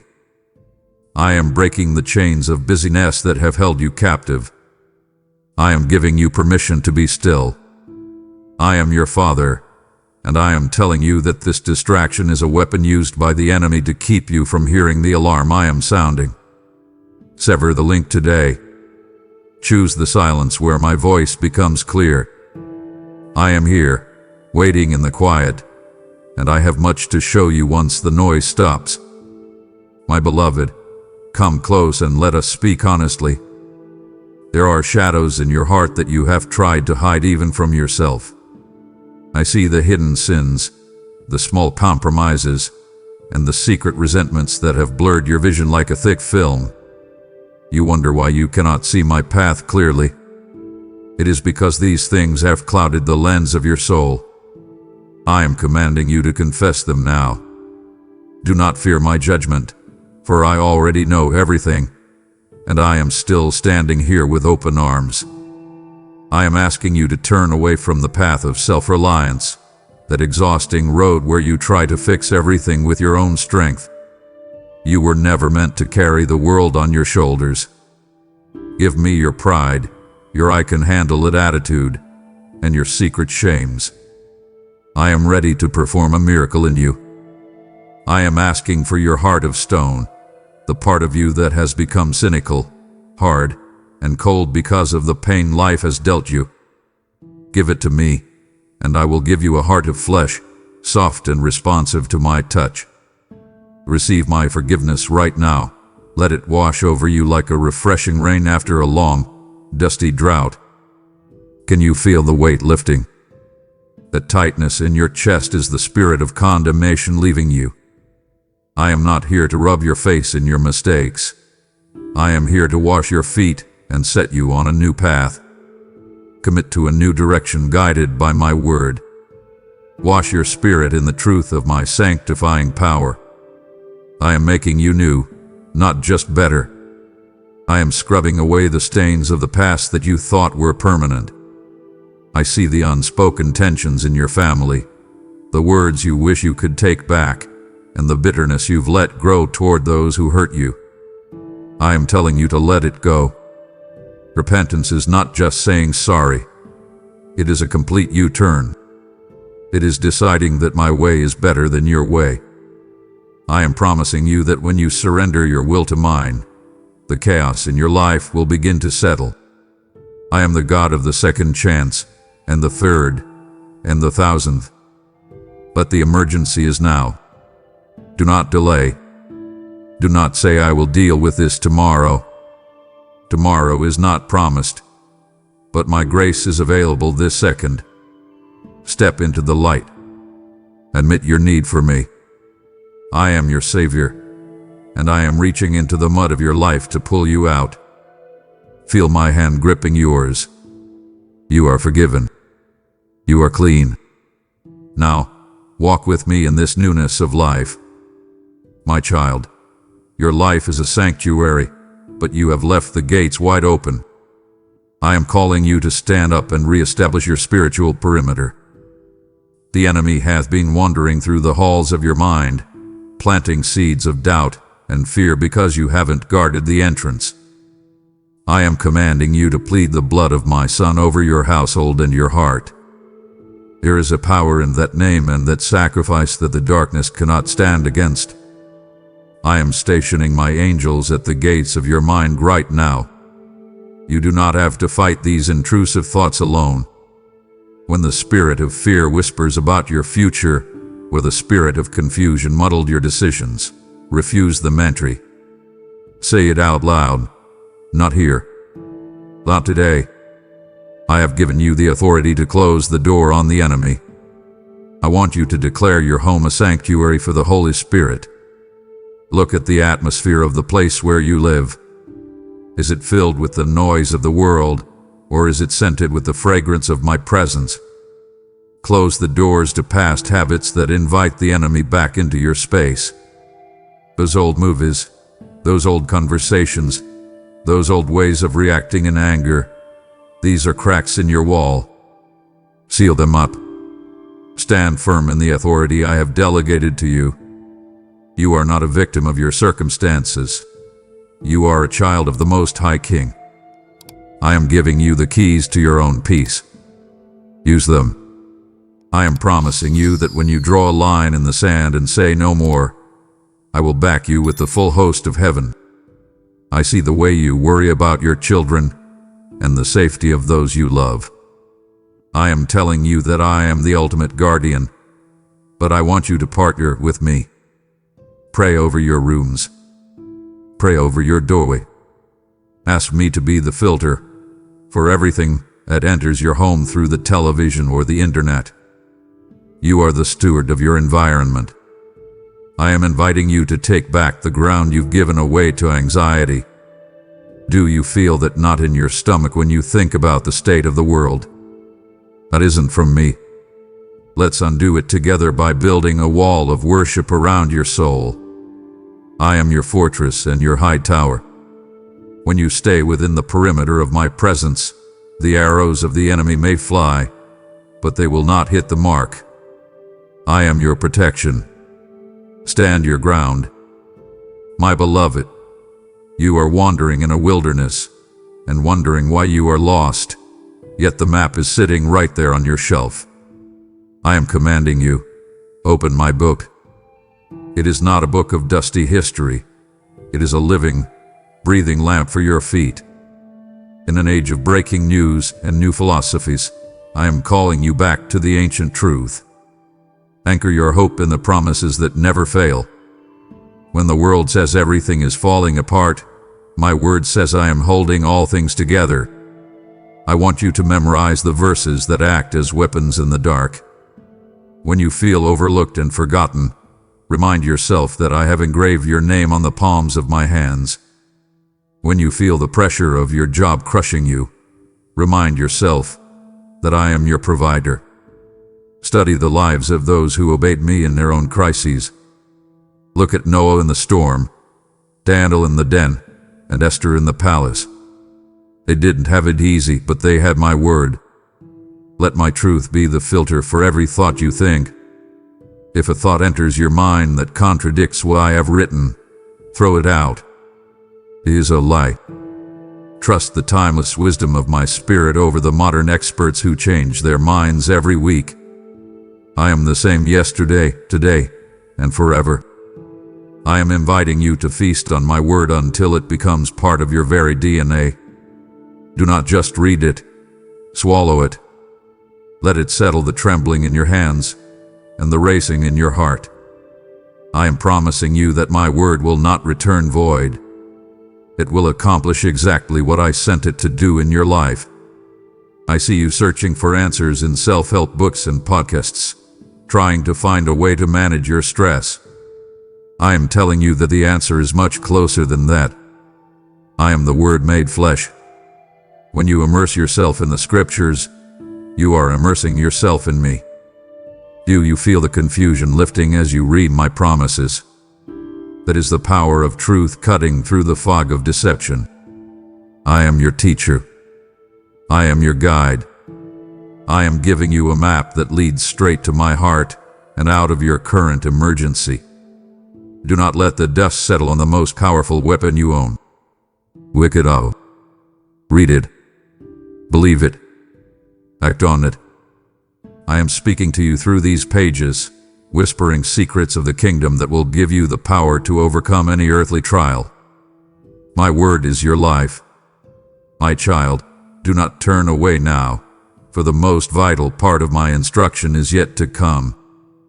It would deeply grieve my heart to see you walk back into the world's noise just as I am beginning to unveil the secrets of your protection. I have called you here for this exact moment. To stop now would be to leave your spirit half-armed and vulnerable to the very shadows I am trying to save you from. Stay with me, for your soul cannot afford the cost of a conversation left unfinished. My child, why do you treat prayer as a last resort when it should be your first response? I am calling you to activate the power of immediate prayer right now. Do not wait for a better time or a quieter place. Cry out to me with a sincerity that knows no pride. I don't need fancy words or religious rituals. I need your heart. I hear the questions you ask in the night when the house is still and your worries feel like giants. Bring those questions to me. Engage in the labor of intercession for your loved ones who are stumbling in the dark. Your prayers are the tracks upon which my power moves. When you pray, you are not just talking to the air. You are petitioning the throne room of the universe with boldness and confidence, because you are my child. I am inviting you to a constant line of communication. Pray while you drive. Pray while you wash the dishes. Pray in the Spirit when the words of man are insufficient and you don't even know what to ask for. I am the God who hears the groanings of your spirit that are too deep for words. Listen as much as you speak during this holy dialogue. I have answers for the problems you are facing, but you have to be quiet enough to hear them. I am your counselor. I am your friend. I am promising you that when you seek me with all your heart, you will find me. Prayer is the emergency cord that connects your reality to my sovereignty. Pull it out. I see the fear you have of being not enough for the tasks ahead of you. I am telling you that in your weakness my strength is made perfect, but that strength is accessed through prayer. Do you feel the peace that starts to settle when you simply say my name? That is the atmosphere of heaven invading your space. I am breaking the spirit of prayerlessness that has made you feel disconnected and alone. You are never alone. I am as close as your next breath. I am urging you to move from thinking about your problems to praying about them. I am the God of the breakthrough, and the breakthrough begins on your knees. I am waiting for your voice. Speak to me, and then watch what I will do. I am your Father, and nothing gives me more joy than answering the cry of my beloved child. My child, stop for a moment and look at the world around you. Do you see the shadows lengthening? Do you feel the cold wind of a spirit that seeks to divide and destroy? You are not just living in a physical world. You are standing on a battlefield of the Spirit. I am commanding you right now, do not go out into this day naked and exposed. I have provided for you a suit of armor that the enemy cannot pierce, but you must be the one to put it on. Gird your loins with the truth of your identity in me. The world will try to tell you that you are your mistakes, or your bank account, or your failures at work. That is a lie. You are my beloved, my heir, and my masterpiece. Fasten that truth around your waist like a belt so that everything else stays in its proper place. When the truth is secure, you can walk with a confidence that isn't shaken by the headlines or the gossip in the break room. I want you to fasten the breastplate of righteousness over your heart. I am not talking about your own goodness, which can be as thin as paper. I am talking about my righteousness, which I have draped over you like a shield of pure gold. Protect your heart, my child, from the arrows of guilt and the poison of not being enough. I see the way you beat yourself up over things I have already forgiven. Stop. Wear my righteousness as your protection. Shod your feet with the readiness of the gospel of peace. Everywhere you walk today, whether it is into a difficult meeting, a tense kitchen, or a lonely room, carry my peace with you. Let your footsteps bring a stillness to the chaos. I am promising you that when your feet are fitted with my peace, you will not slip on the treacherous ground of this emergency. You will stand firm while others are swept away by the current of panic. Lift high the shield of faith to quench the fiery darts that are flying at you right now. The enemy is throwing thoughts of what if, and it's too late and you're going to lose everything. Those are flaming arrows designed to set your life on fire with anxiety. Raise your faith. Remind yourself of who I am. Faith is not a feeling. It is a choice to believe my word over your circumstances. Every time you trust me, that shield grows stronger. Secure the helmet of salvation to guard your thoughts. Your mind is the primary target in this hour. The enemy wants to occupy the space between your ears with hopelessness. Put on that helmet. Remember that you are saved, you are kept, and your future is secure in my hands. I am the architect of your destiny, and no plan of the enemy can override my blueprint for your life. Finally, my child, I want you to wield the sword of the Spirit, which is my living word. Do not just carry it in your hand, carry it in your mouth. When the darkness speaks, you speak my truth back to it. If the darkness says you are alone, you say, my Father will never leave me nor forsake me. If the darkness says you are failing, you say, I can do all things through Christ who strengthens me. This is how you win the war of this emergency. I am giving you the weapons, but I am inviting you to use them with authority. Do you feel the weight of this armor? It is heavy with glory, but it is light on your shoulders because I am the one carrying the burden of the battle. You are a warrior of the light. Dress like one. Stand like one. I am with you, and I have already declared your victory. My precious one, I see the way your shoulders are hunched under a load I never asked you to carry. I see the tension in your jaw and the way you hold your breath when you think about the bills, the children, or the health of your body. I am commanding you, cast your cares upon me, for I care for you deeply. Do you understand what it means to cast? It means to throw them with all your might. Do not gently set them down only to pick them back up 5 minutes later. Throw them into my lap. I am the Almighty, the one who holds the oceans in the hollow of my hand. Do you really think your tomorrow is too heavy for me to manage? Trade your heavy yoke for my light, an easy one.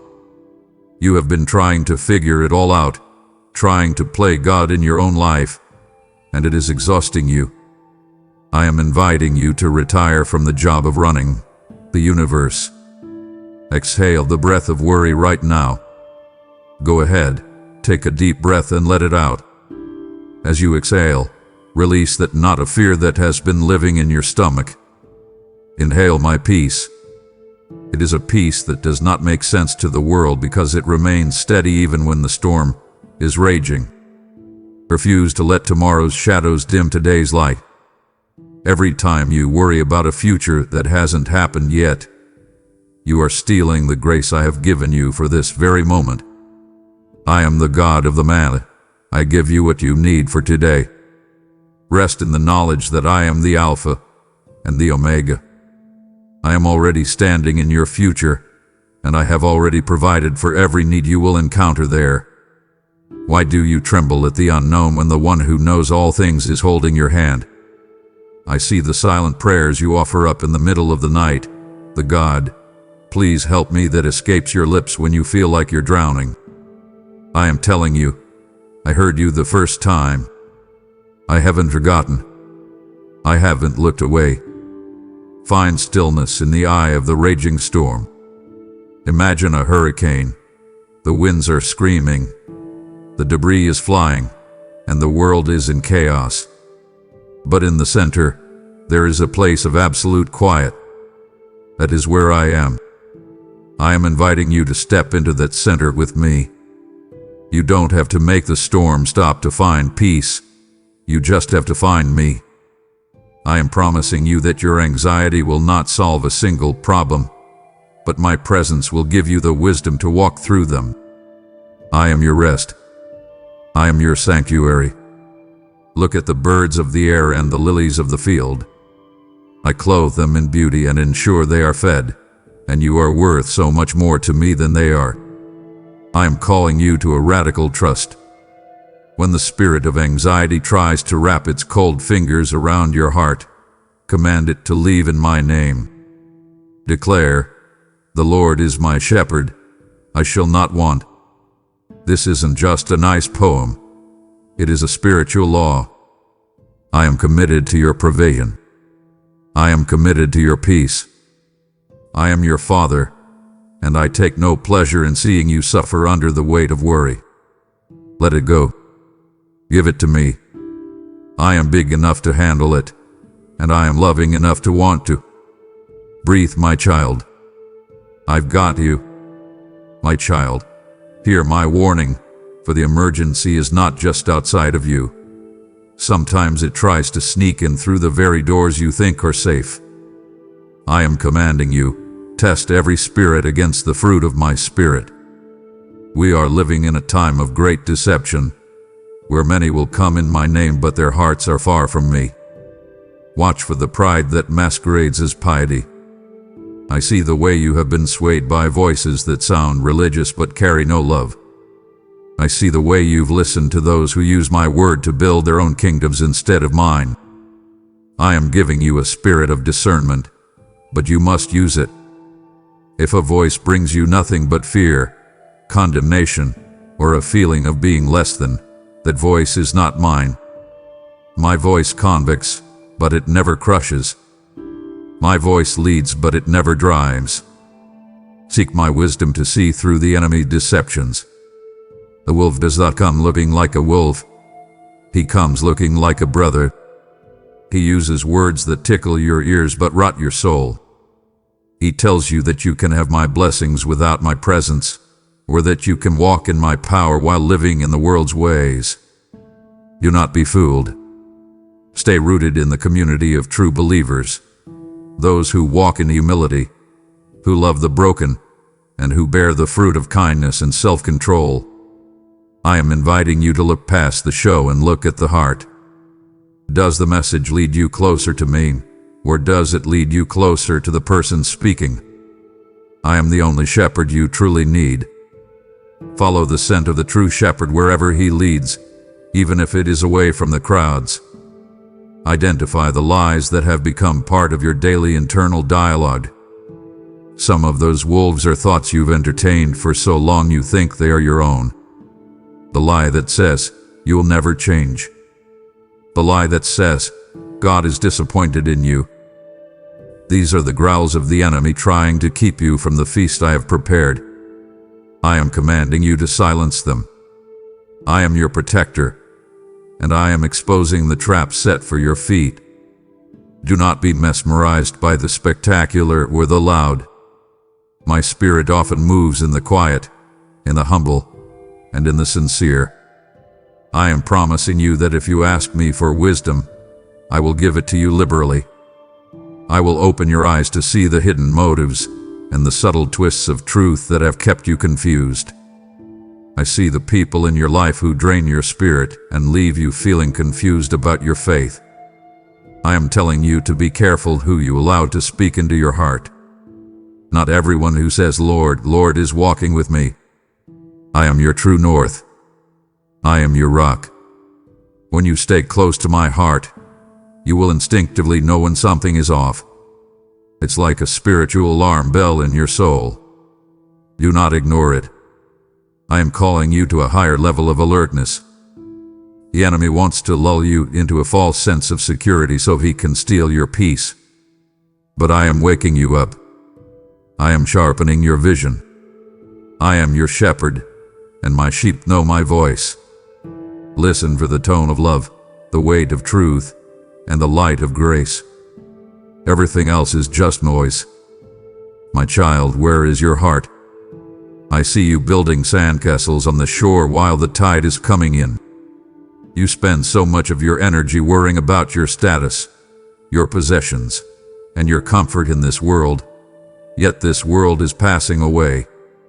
I am commanding you, seek first my kingdom and my righteousness today. Not tomorrow, not when you have enough money, but right now. I want you to shift your perspective. View your current crisis through the lens of eternity. That problem at work that feels like the end of the world. In the light of my kingdom, it is a small thing. That struggle you are facing, it is a training ground for your soul. Invest your treasures where moth and rust cannot destroy. I am not just talking about your money. I am talking about your time, your passion, and your love. Remember that you are a citizen of heaven first. You are a pilgrim passing through a temporary land. When you realize that this world is not your home, the things of this world lose their power to terrify you. Why should you fear the shaking of the earth when your inheritance is in a kingdom that cannot be shaken? I am inviting you to align your personal will with my divine purposes. Stop asking me to bless your plans and start asking me how you can be part of mine. I have a global mission of love and redemption, and I have a specific role for you to play. But you cannot play that role if you are consumed with the busyness of the earthly. I am breaking the spell of materialism and the pursuit of more that has kept your spirit small. I see the pressure you feel to keep up with the world's standards of success. I am telling you that I have a different standard. To me, success is obedience. Success is a heart that is fully mine. I am promising you that when you take care of my business, I will take care of yours. When you prioritize my kingdom, I will ensure that all the things you worry about, the food, the clothing, the roof over your head, will be added unto you. Do you trust me enough to put me first? I am the King of Kings, and I am inviting you into the royal work of the Spirit. This emergency is a reminder that the earthly is fragile, but my kingdom is eternal. Build your life on the rock of my presence, and no storm will be able to take away what truly matters. Look at your calendar and your bank statement. They reflect your love for me. I am not asking for your leftovers, I am asking for your best. I want your first thoughts in the morning and your last thoughts at night. I want to be the filter through which you make every decision. When you live for the kingdom, your life takes on a weight and a meaning that the world can never give you. You are part of something massive, something divine, something that will last forever. I am your Father, and I want to share my kingdom with you. Stop chasing the shadows of this life and start chasing the substance. I am here, and I am calling you to a higher calling. Step up. Look up. Your king is coming, and his reward is with him. My child, now that you have heard the call to prioritize my kingdom above all earthly things, I am opening a door for you to put that commitment into immediate action. This emergency is not just about your survival. It is about the millions of starving souls who have yet to hear my saving voice. I am inviting you to sow your seed into this mission, for where your treasure is, there your heart will be also. Use the super thanks. Join as a member, or find the PayPal link in the description to fuel the fire of my word as it spreads across the digital wilderness. I declare over you that as you honor me with your substance, I will open the windows of heaven and pour out a blessing so great you cannot contain it. Do not hold back what I have prompted you to give, for your generosity is the manna that will sustain others in their darkest hour. I command you now, move with the spirit of the kingdom and invest in the eternal harvest today. We have reached a critical crossroads, and I am watching to see if you will honor the urgency of my call. It would disappoint me greatly if you allowed the trivial distractions of your day to steal you away from this divine encounter. To close your heart now is to settle for the crumbs of the world when I am preparing to hand you the keys to my kingdom. Do not abandon this holy dialogue. The weight of what I must reveal next is too great for you to miss. My beloved, I have spoken to your heart many times, yet I see you hesitating. You are waiting for more clarity, more confirmation, or a better time. I am telling you, delayed obedience is still disobedience. In an emergency, if a father tells his child to jump, and the child stops to ask why or how high, the opportunity for rescue is lost. I am commanding you, move when I say move. Do the difficult thing I have placed on your heart. The phone call you've been avoiding, the habit you need to quit, the act of generosity you've been putting off. I do not give you instructions for my benefit. I give them for yours. I see the blessing that is hidden just on the other side of your yes. I am inviting you to trust my instructions even when they defy earthly logic. Step out onto the water with your eyes fixed on me. You want to see the miracle. You have to leave the boat. You want to see my power. You have to move your feet. I see the fear of failure that keeps you frozen, but I am telling you that the only real failure is staying still when I have called you forward. I am your strength and your rear guard. I am not sending you out alone. I am going before you to level the mountains and make the crooked paths straight. But you must take the first step. Find the blessing that is hidden within your surrender. There is a joy and a peace that can only be found in the center of my will. When you obey me immediately, you bypass the agony of indecision and the weight of guilt. You enter into the flow of my spirit, where things happen in divine timing. I see the way you overanalyze my promptings until you've talked yourself out of them. Was that really God? You ask. I am telling you, if it calls you to love, to sacrifice, to holiness, or to faith, it is from me. I am breaking the spirit of hesitation that has robbed you of your momentum. I am calling you to a radical obedience, the kind that doesn't make sense to your neighbors or your coworkers. The kind that says, I will follow him no matter the cost. I am promising you that I am a good paymaster. I never ask you to give up something without giving you something much better in return. But the exchange happens in the act of obedience. I am your Lord, and I am calling you to action.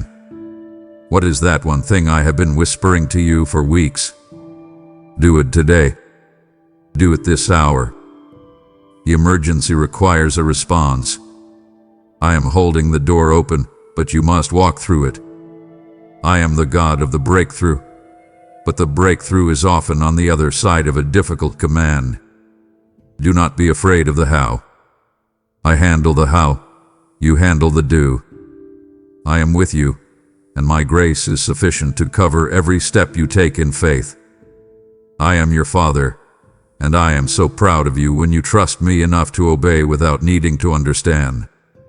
Move now, my child. I am right there with you, and the view from the water is beautiful. My child, look at your hands. Are they clenched in frustration, or are they open in praise? I am commanding you right now, cultivate a heart of gratitude, even while the trial is still hot. I know it feels unnatural. I know your flesh wants to complain about the pressure, the lack, and the uncertainty of this emergency. But I am telling you that praise is a weapon that paralyzes the enemy. When you thank me in the middle of the storm, you are declaring that I am bigger than the wind and the waves. I'm inviting you to praise me before the breakthrough even manifests. Do not wait for the bank account to be full or the relationship to be healed before you give me thanks. Give it to me now, in the dirt, in the struggle, in the waiting. This is the highest form of faith, and it moves my heart like nothing else. Find the small mercies hidden in the midst of this emergency. I see you looking for the grand miracle, but are you missing the daily man? I am in the breath in your lungs, the roof over your head, and the strength that gets you out of bed when you feel like giving up. These are not coincidences. They are my love notes to you. I am promising you that when you focus on what you have instead of what you lack, your perspective will undergo a radical transformation. Let your songs of worship be your battle cry. When the walls are closing in, don't just scream in fear, sing in faith. Recall the times I have delivered you in the past. Remember the Red Seas I parted for you, and the giants I helped you slay. I am the same God today as I was then. My track record in your life is perfect, and I am not about to fail you now. I see the bitterness that tries to take root when things don't go your way. I see the why me. questions that keep you awake at night. I am telling you to pull those weeds up before they choke your spirit. Acknowledge my sovereignty over every detail of your life. Nothing, absolutely nothing, crosses my desk without my permission. And if I allowed this trial, it is because I am using it to produce something beautiful in you. Let joy be your strength when the world feels weak. Joy is not a happy feeling based on your circumstances. It is a deep, unshakable confidence that I am in control. I am your father, and I love to give good gifts to my children, but the greatest gift I can give you is a heart that is satisfied in me regardless of the weather. Smile through the tears, my child. The breakthrough is coming, but let's find the beauty in the not yet. My beloved, look around you. You are not the only one walking through this fire. I see your brothers and sisters stumbling in the dark, their lamps flickering and their hearts failing them for fear. I am commanding you, reach out and strengthen them. Do not become so consumed with your own survival that you forget your calling to be a lighthouse. I am inviting you to share the bread of life with those who are starving for a word of hope. You have been through trials that they are just now entering. Use your scars as a map to lead them to safety. Be a beacon of hope to the fearful and the lost. When you see someone drowning in anxiety, don't just watch. Give them the hand of prayer. Carry one another's burdens, for in doing so, you fulfill the very law of my love. I want you to model the peace that passes all understanding. People are watching you. Your coworkers, your children, and your neighbors are observing how you handle this emergency. If you panic like the world, what reason do they have to seek me? But if you stand tall, with a quiet confidence and a kind word, you will point them directly to my throne. Encourage the weary with words of life and truth.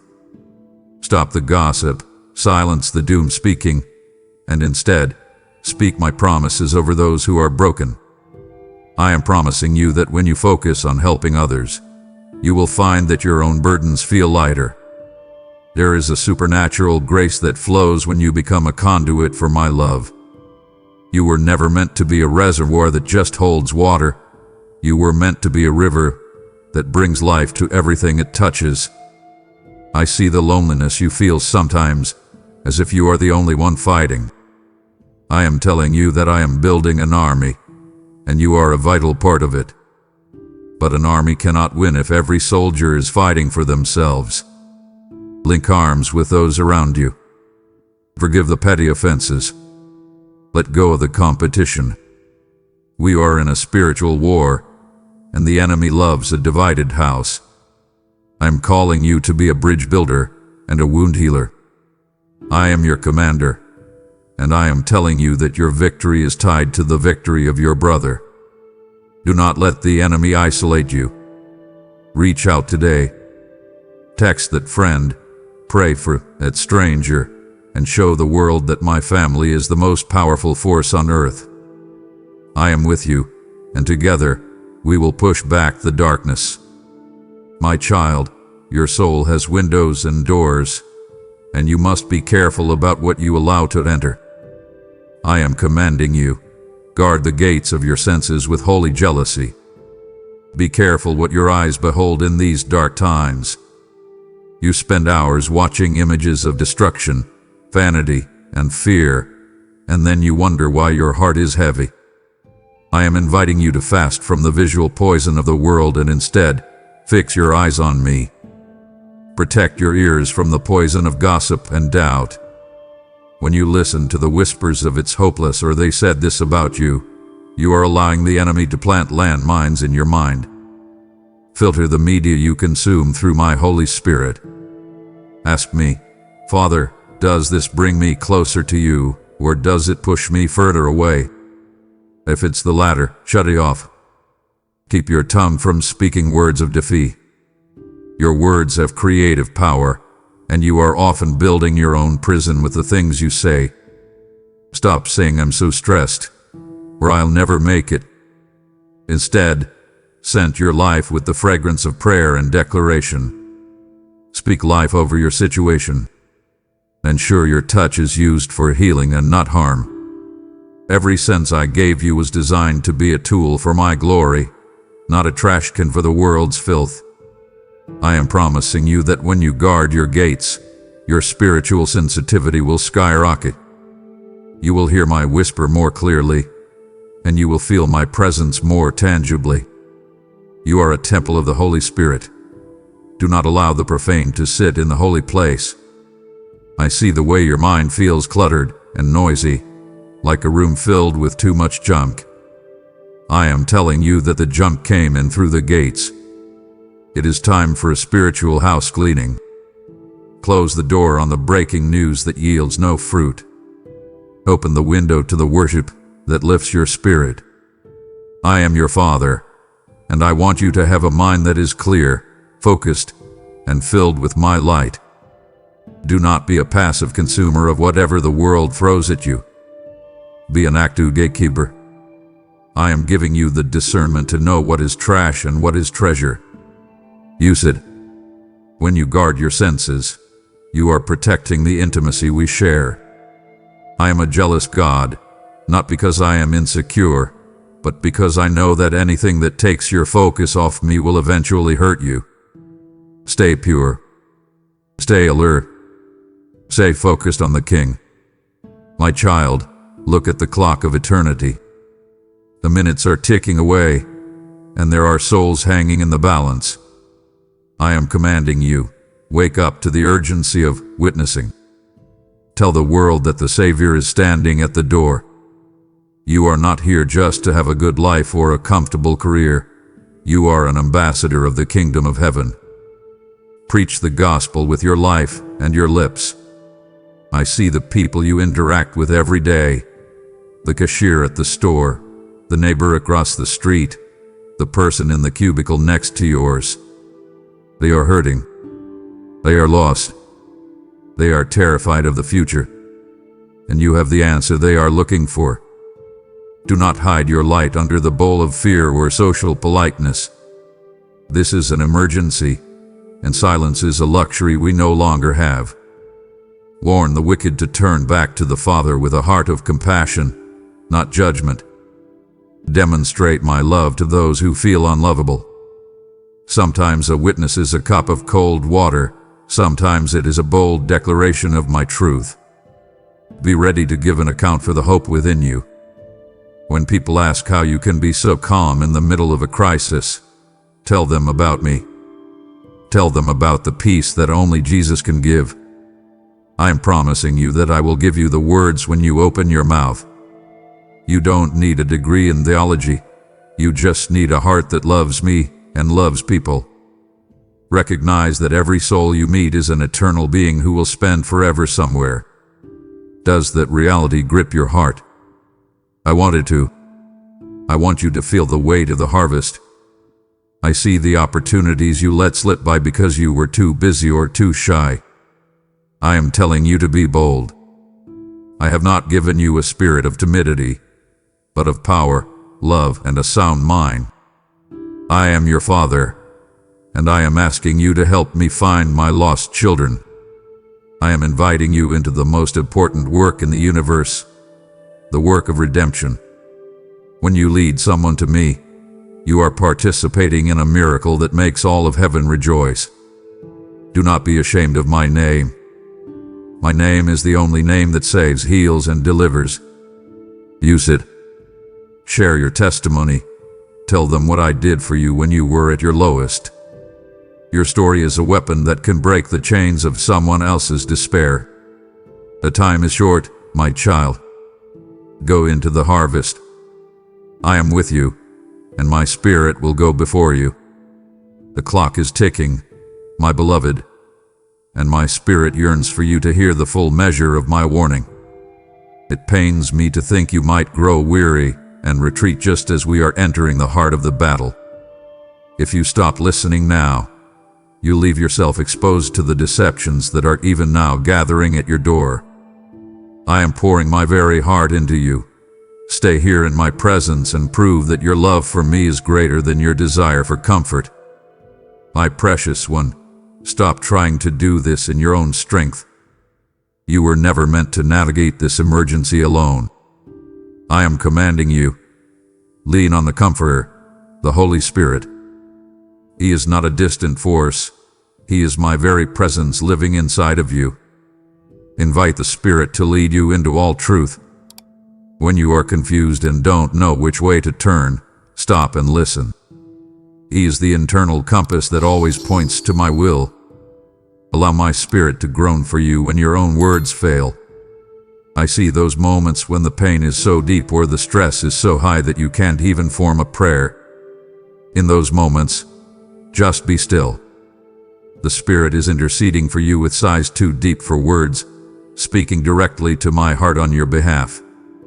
Experience the warmth of my presence even when the world feels cold and indifferent.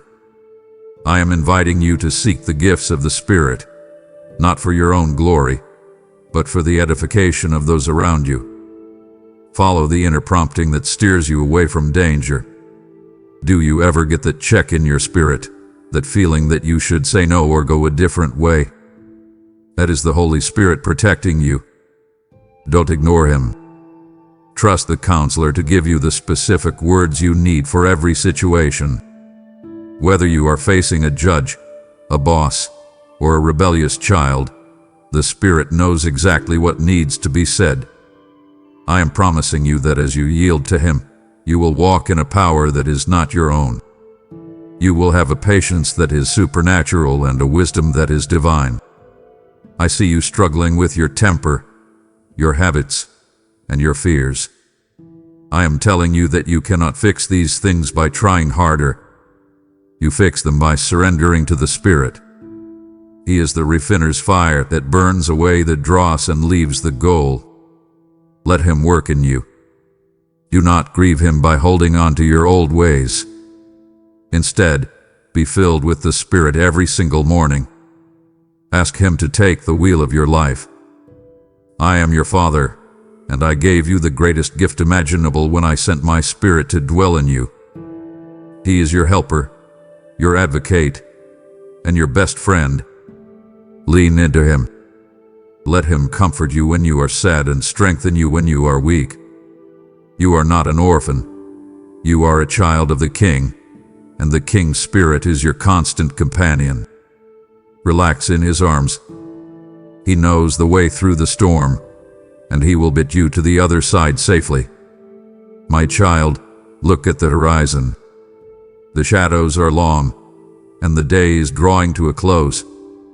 I am commanding you right now, prepare your lamp. Do not be like those who assume the light will always be there without effort.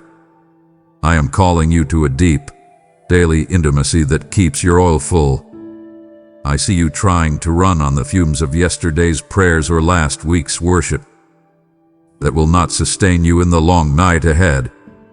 You must come to me every single morning to replenish your supply. I am the oil of joy and the fire of truth. I am inviting you to trim the wick of your spirit. Cut away the dross, the small compromises, the lazy habits, and the distractions that cause your flame to flicker and smoke.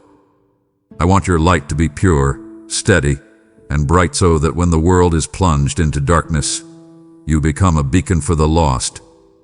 Stay awake and alert for the bridegroom's call. I see the spirit of slumber trying to settle over you, a heavy fog of normalcy that tells you there is no rush. That is a deception. The emergency is here, and the call can come at any moment. Refuse to let your fire go out in the long night of waiting. I know the wait feels long. I know your eyes are heavy. But I am telling you, your redemption is drawing nearer with every heartbeat. Look up. Do not keep your eyes fixed on the mud of your struggles. Be ready at a moment's notice to enter the feast I have prepared. I am promising you that those who are ready will not be put to shame. They will walk into the glory while the world is left wondering what happened. I am your light, and I am giving you the oil of my spirit without measure. All you have to do is come and receive it.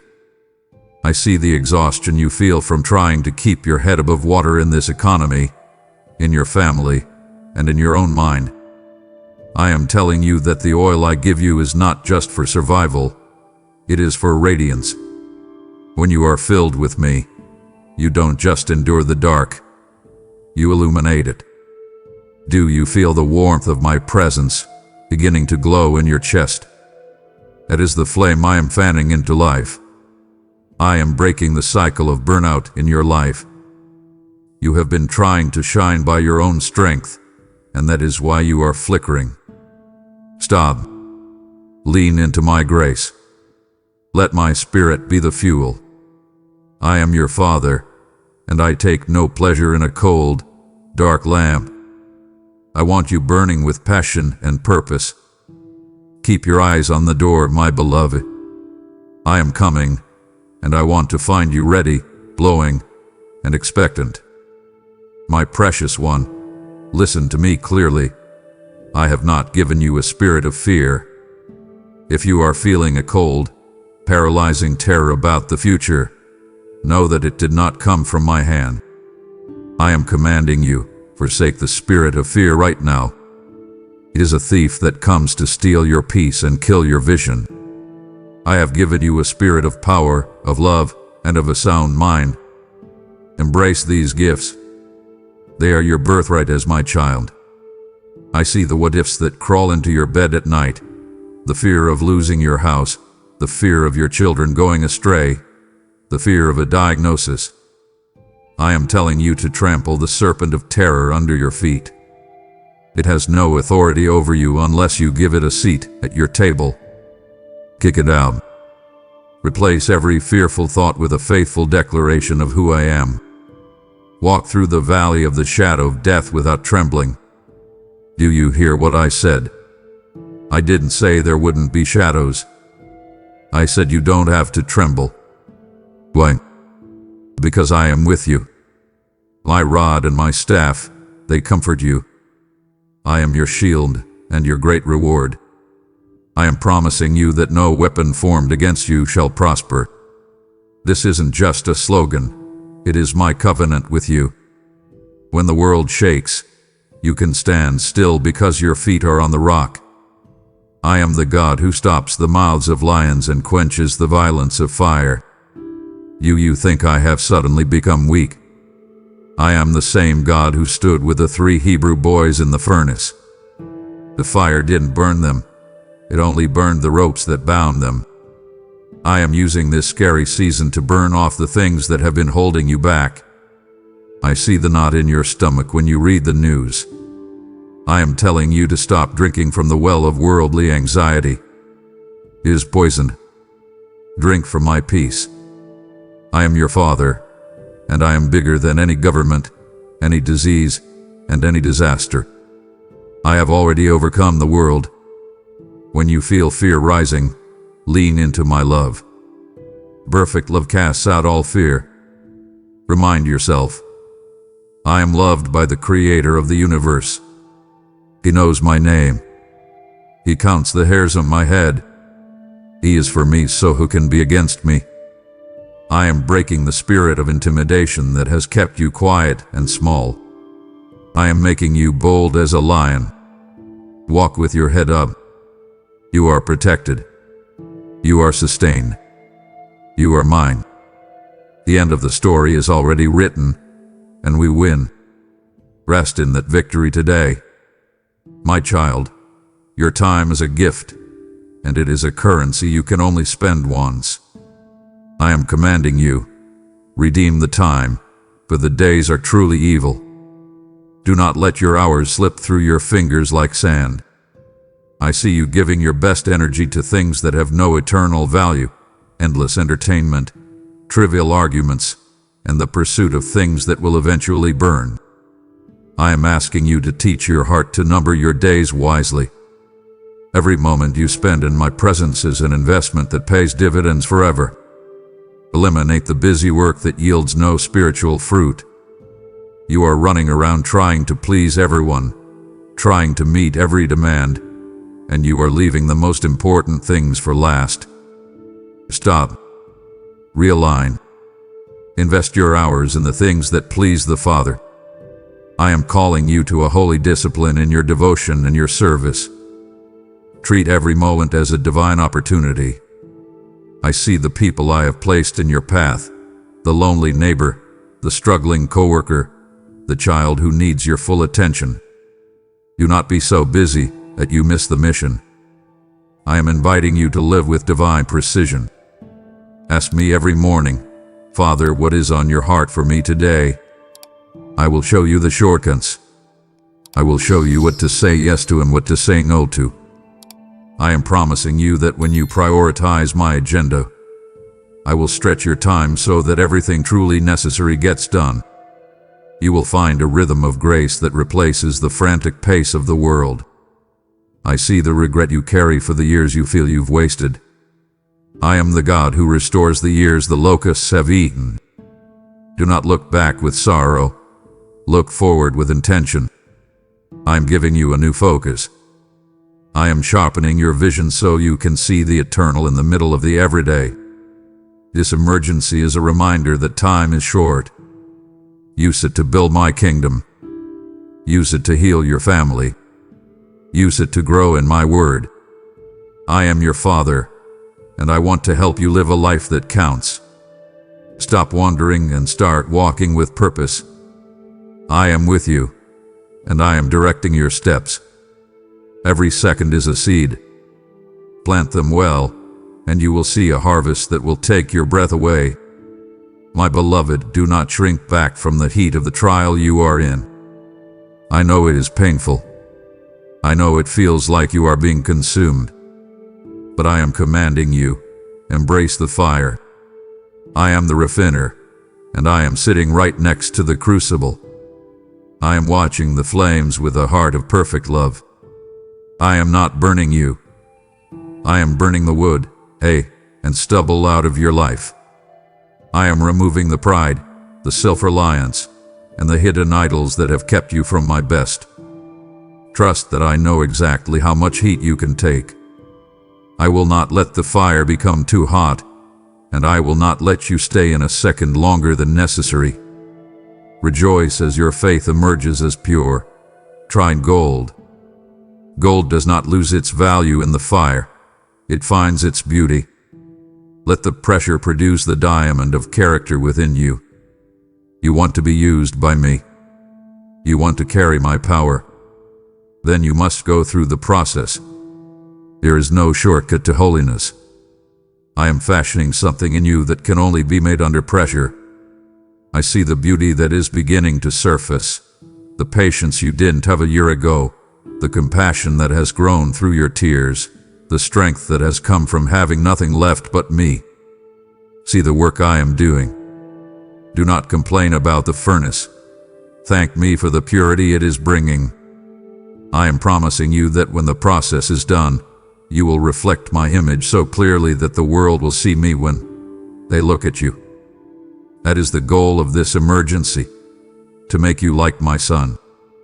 I see the scars you've gained in this season. I see the places where you feel burned and raw. I am telling you that I am the God who heals. I am applying the oil of my spirit to every wound.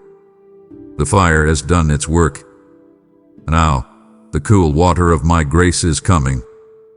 You are coming out of this stronger, brighter, and more valuable than ever before. Do not fear the heat. It is the evidence of my attention. I don't refine what I don't value.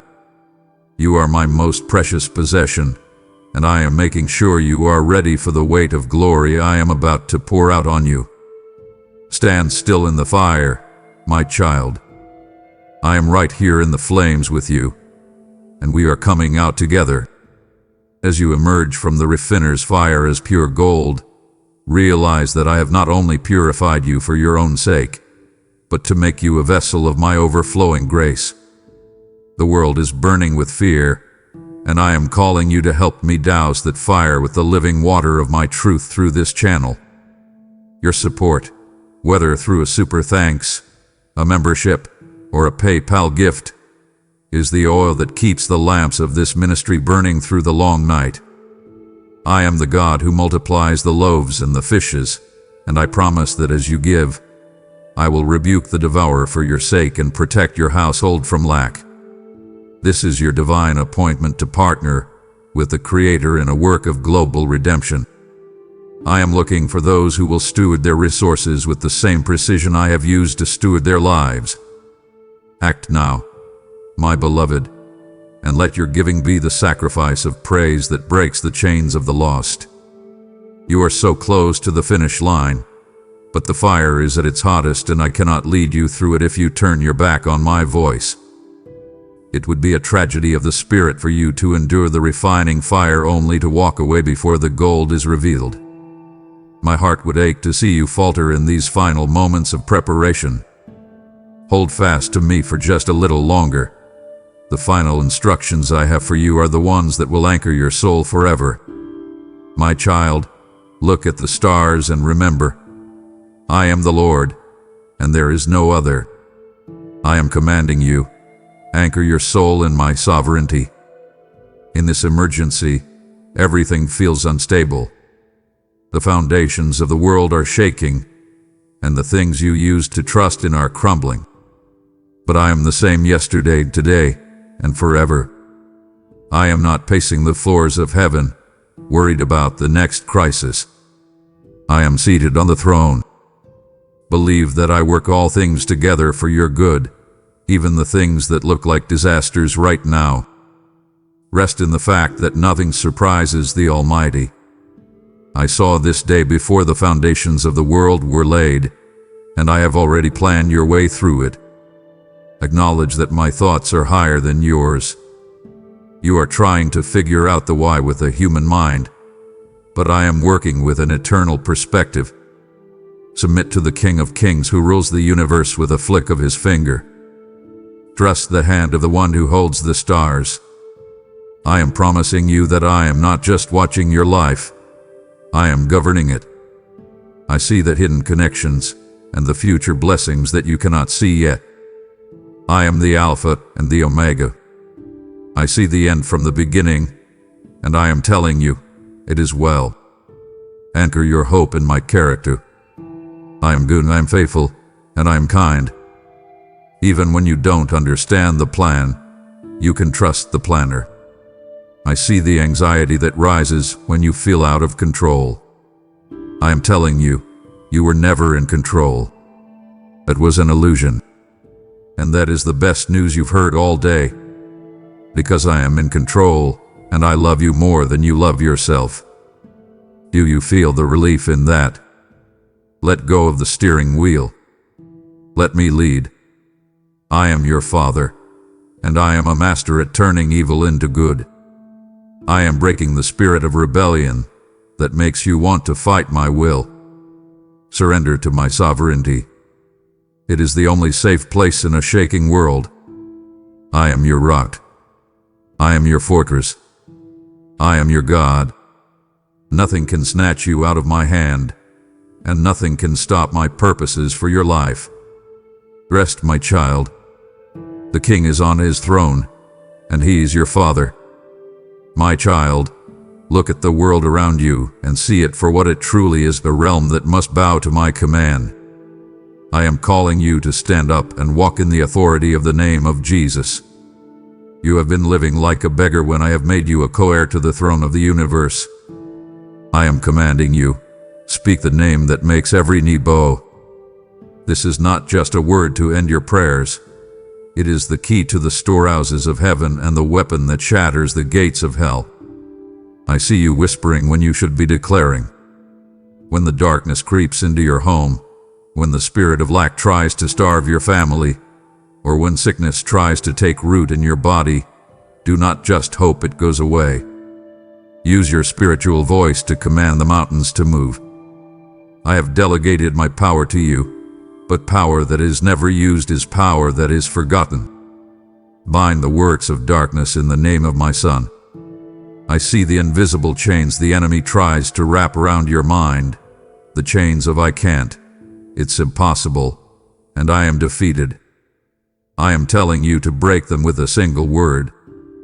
Release the healing power found in my holy name over your weary heart and your tired body. Remember that you are an ambassador of the Most High. When an ambassador speaks, he does not speak on his own behalf. He speaks with the full weight of his government behind him. When you speak in the name of Jesus, all of heaven stands at attention to back you up. Confidence in the name is confidence in my power. I am inviting you to stop being a victim of your circumstances and start being the ruler of your atmosphere. You have the authority to permit or to forbid. What are you allowing to stay in your life that I have already told you to cast out? I see the fear you have of being presumptuous or arrogant. I am telling you that true humility is believing what I say about you. If I say you have authority, then you have authority. I am promising you that when you step out in my name, the spiritual world will recognize the mark I have placed upon you. The enemy does not fear you, but he trembles at the Christ who lives in you. I am breaking the spirit of passivity that has made you feel like a spectator in your own life. I am putting a sword in your hand and a fire in your spirit. Use the name to bring peace to the storm, healing to the broken, and light to the dark. I am your Father, and I love to see my children walk in the fullness of their inheritance. Do not let the enemy bully you for one more second. Stand tall. Speak the name. Watch the mountains crumble. My beloved, look at those around you with my eyes. I see a world that is fractured, angry, and divided, and I see the enemy trying to sow those same seeds among my people. I am commanding you, maintain the unity of the Spirit at all costs. Refuse to let the enemy use your heart as a garden for discord. I see the petty offenses, the misunderstandings, and the he said, she said drama that hath been draining your spiritual energy. Forgive your brother and your sister as I have forgiven you, completely, immediately, and without reservation. You cannot walk in my power if you are carrying the weight of a grudge. I am inviting you to love your neighbor with a sacrificial, holy love that covers a multitude of sins. Keep the bond of peace through humility and grace. I want you to pray for those who despitefully use you or persecute you. This is the ultimate test of your maturity. When someone hurts you, the world tells you to strike back or to cut them off. But I am telling you to bless them. By doing this, you break the cycle of darkness and invite my light into the situation. Let my church be a house of many members but one body. Do you understand that you need the person sitting next to you and they need you? You were never meant to be a lone soldier. I am promising you that where there is unity, I command a blessing. If you want to see my glory move in your life, you must clear out the clutter of resentment and pride. I am breaking the spirit of isolation that makes you think you can do this on your own. I see the unspoken tensions in your family and the walls you've built to protect yourself. I am telling you to tear them down. Be the first to say I'm sorry, even if you weren't the one who started it. Be the one who brings the peace into the room. I am your Father, and nothing grieves me more than seeing my children fighting over things that won't matter in 100 years. This emergency requires a united front. We are in a war, and we cannot afford to fight each other. I am calling you to a higher level of maturity. I am calling you to be a peacemaker. I am with you, and I am giving you the grace to love the unlovable, to forgive the unforgivable, and to stay united in the face of a world that wants to tear you apart. My child, lift your gaze from the dirt beneath your feet and look toward the horizon. I see you are weary from the climb, but the summit is closer than you think. I am commanding you, keep your eyes fixed on the crown of life. Imagine the glory that awaits you in my presence, a place where there is no more pain, no more taxes, no more sickness, and no more fear. Do not lose heart, for your labor is not in vain. Every prayer you've whispered, Every tear you shed in secret, and every act of obedience that no one else saw is recorded in my books. I am preparing a place for you that is more beautiful than your wildest dreams. Prepare for the day when I will personally wipe every tear from your eyes and say, "Well done, good and faithful servant." Long for that moment. Let the hope of heaven be the anchor for your earthly walk. When the economy is shaking and the world feels like it's falling apart, remind yourself that you have a retirement plan that is out of this world. I am inviting you to live with an eternal perspective. This emergency is but a light and momentary affliction compared to the eternal weight of glory that is being produced in you. I am promising you that every sacrifice you've made for the kingdom will be rewarded 100-fold. I see the times you've chosen me over your own comfort, and I have not forgotten. I am your great reward. I am the prize at the end of the race. I see you worrying about your legacy and what you will leave behind. I am telling you to leave behind a trail of light. Invest in the things that will last for eternity: souls, love, and truth. I am breaking the spirit of discouragement that tells you it doesn't matter. It matters more than you know. Every step of faith you take is echoing through the halls of heaven right now. I am your Father, and I am cheering you on. The finish line is in sight. Don't slow down now. Breathe in the hope of my promises and let them carry you through the final miles of this journey. I am waiting for you at the end of the road with open arms, and the feast we will share will make all of this struggle seem like a distant, fading dream. My beloved, we have come to the end of this conversation, but it is the beginning of your new life. The emergency is here, and the instructions have been given. There is only one thing left to do. I am commanding you, surrender all now.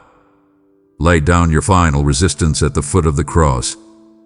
I see the small corner of your heart you've been keeping for yourself. The one secret sin, the one backup plan, the one worry you refuse to let go of. Give it to me.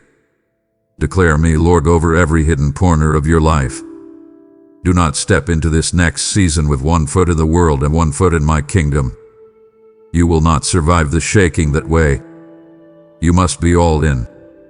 I am inviting you to step into the center of the storm with a heart of total, radical trust. Wait for my final instructions with a ready spirit. I am promising you that my grace is sufficient for this very moment. You don't need grace for next year. You only need grace for right now, and I am pouring it out on you like a flood. Know that I am the God who never sleeps and never slumbers. I am holding the blueprint of your life in my hands, and I am working all things together for your good. Rest in the everlasting arms of your heavenly Father. You feel the peace that is settling over you now. That is the seal of my spirit. That is the assurance that you are mine, and I am yours. I see your yes. I hear the silent I surrender rising from your heart. I am telling you that yes has shifted things in the spiritual realm that you cannot even imagine. I am breaking the final chains of your past. I am washing away the final stains of your shame. You are walking out of this encounter a different person than the one who walked in. You are alert. You are armed. You are loved. I am your God, and I will be with you even to the end of the age. Go forth in my power. Walk in my peace. Carry my light into the dark places. The emergency is an opportunity for my glory to be revealed through you. I am your Father, and I am so very pleased with you. Now, let's go. We have a world to save and a kingdom to build. I love you, my child. Always. My precious one, we have reached the final moments of this holy encounter, and I am asking you to seal your total surrender by becoming a pillar of support for my word. The urgency of this hour demands that we march forward together, leaving no soul behind in the shadows of the enemy. I have placed a desire in your heart to see my light reach the ends of the earth, Obey that prompting now by clicking the PayPal link or becoming a member of this sanctuary. I am the Lord of the harvest, and I tell you truly, what you sow in this emergency will return to you as a river of favor and supernatural breakthroughs. Do not let this moment of conviction pass you by, for I have chosen you to be a conduit of my provision in these evil days. I stand ready to bless the work of your hands and to multiply your seed sown 100-fold. I command you, step into your role as a kingdom financier and send my word forth with power this very second. My child, we have reached the final summit, and my heart is full as I look upon your willing spirit. Do not let the fire I have lit within you grow cold the moment this message ends. It would grieve me to see you return to your old ways after I have revealed the glory that awaits you. This is the moment where your words must match your heart surrender. Do not leave my presence without making the declaration I am about to ask of you. My child, the alarm has sounded, and the moment of your transformation is breathing down your neck. Do not let this holy urgency evaporate into the noise of the world. Instead, anchor your spirit right now by sealing this encounter with a bold, public decree. I am waiting to see your faith in motion, so I command you to go to the comments and declare with unshakable authority, Father, I am awake, I am ready, and I surrender all to your divine emergency. As you type these words, feel the chains of hesitation shatter and the fire of my purpose ignite within your soul. This is not just a comment, it is a prophetic marker, a line in the sand that tells the enemy your slumber is over. Do it now, for my grace is surging toward you, and the harvest of your obedience is ready to be gathered. I am watching, I am listening, and I am moving in response to your courageous yes. Amen.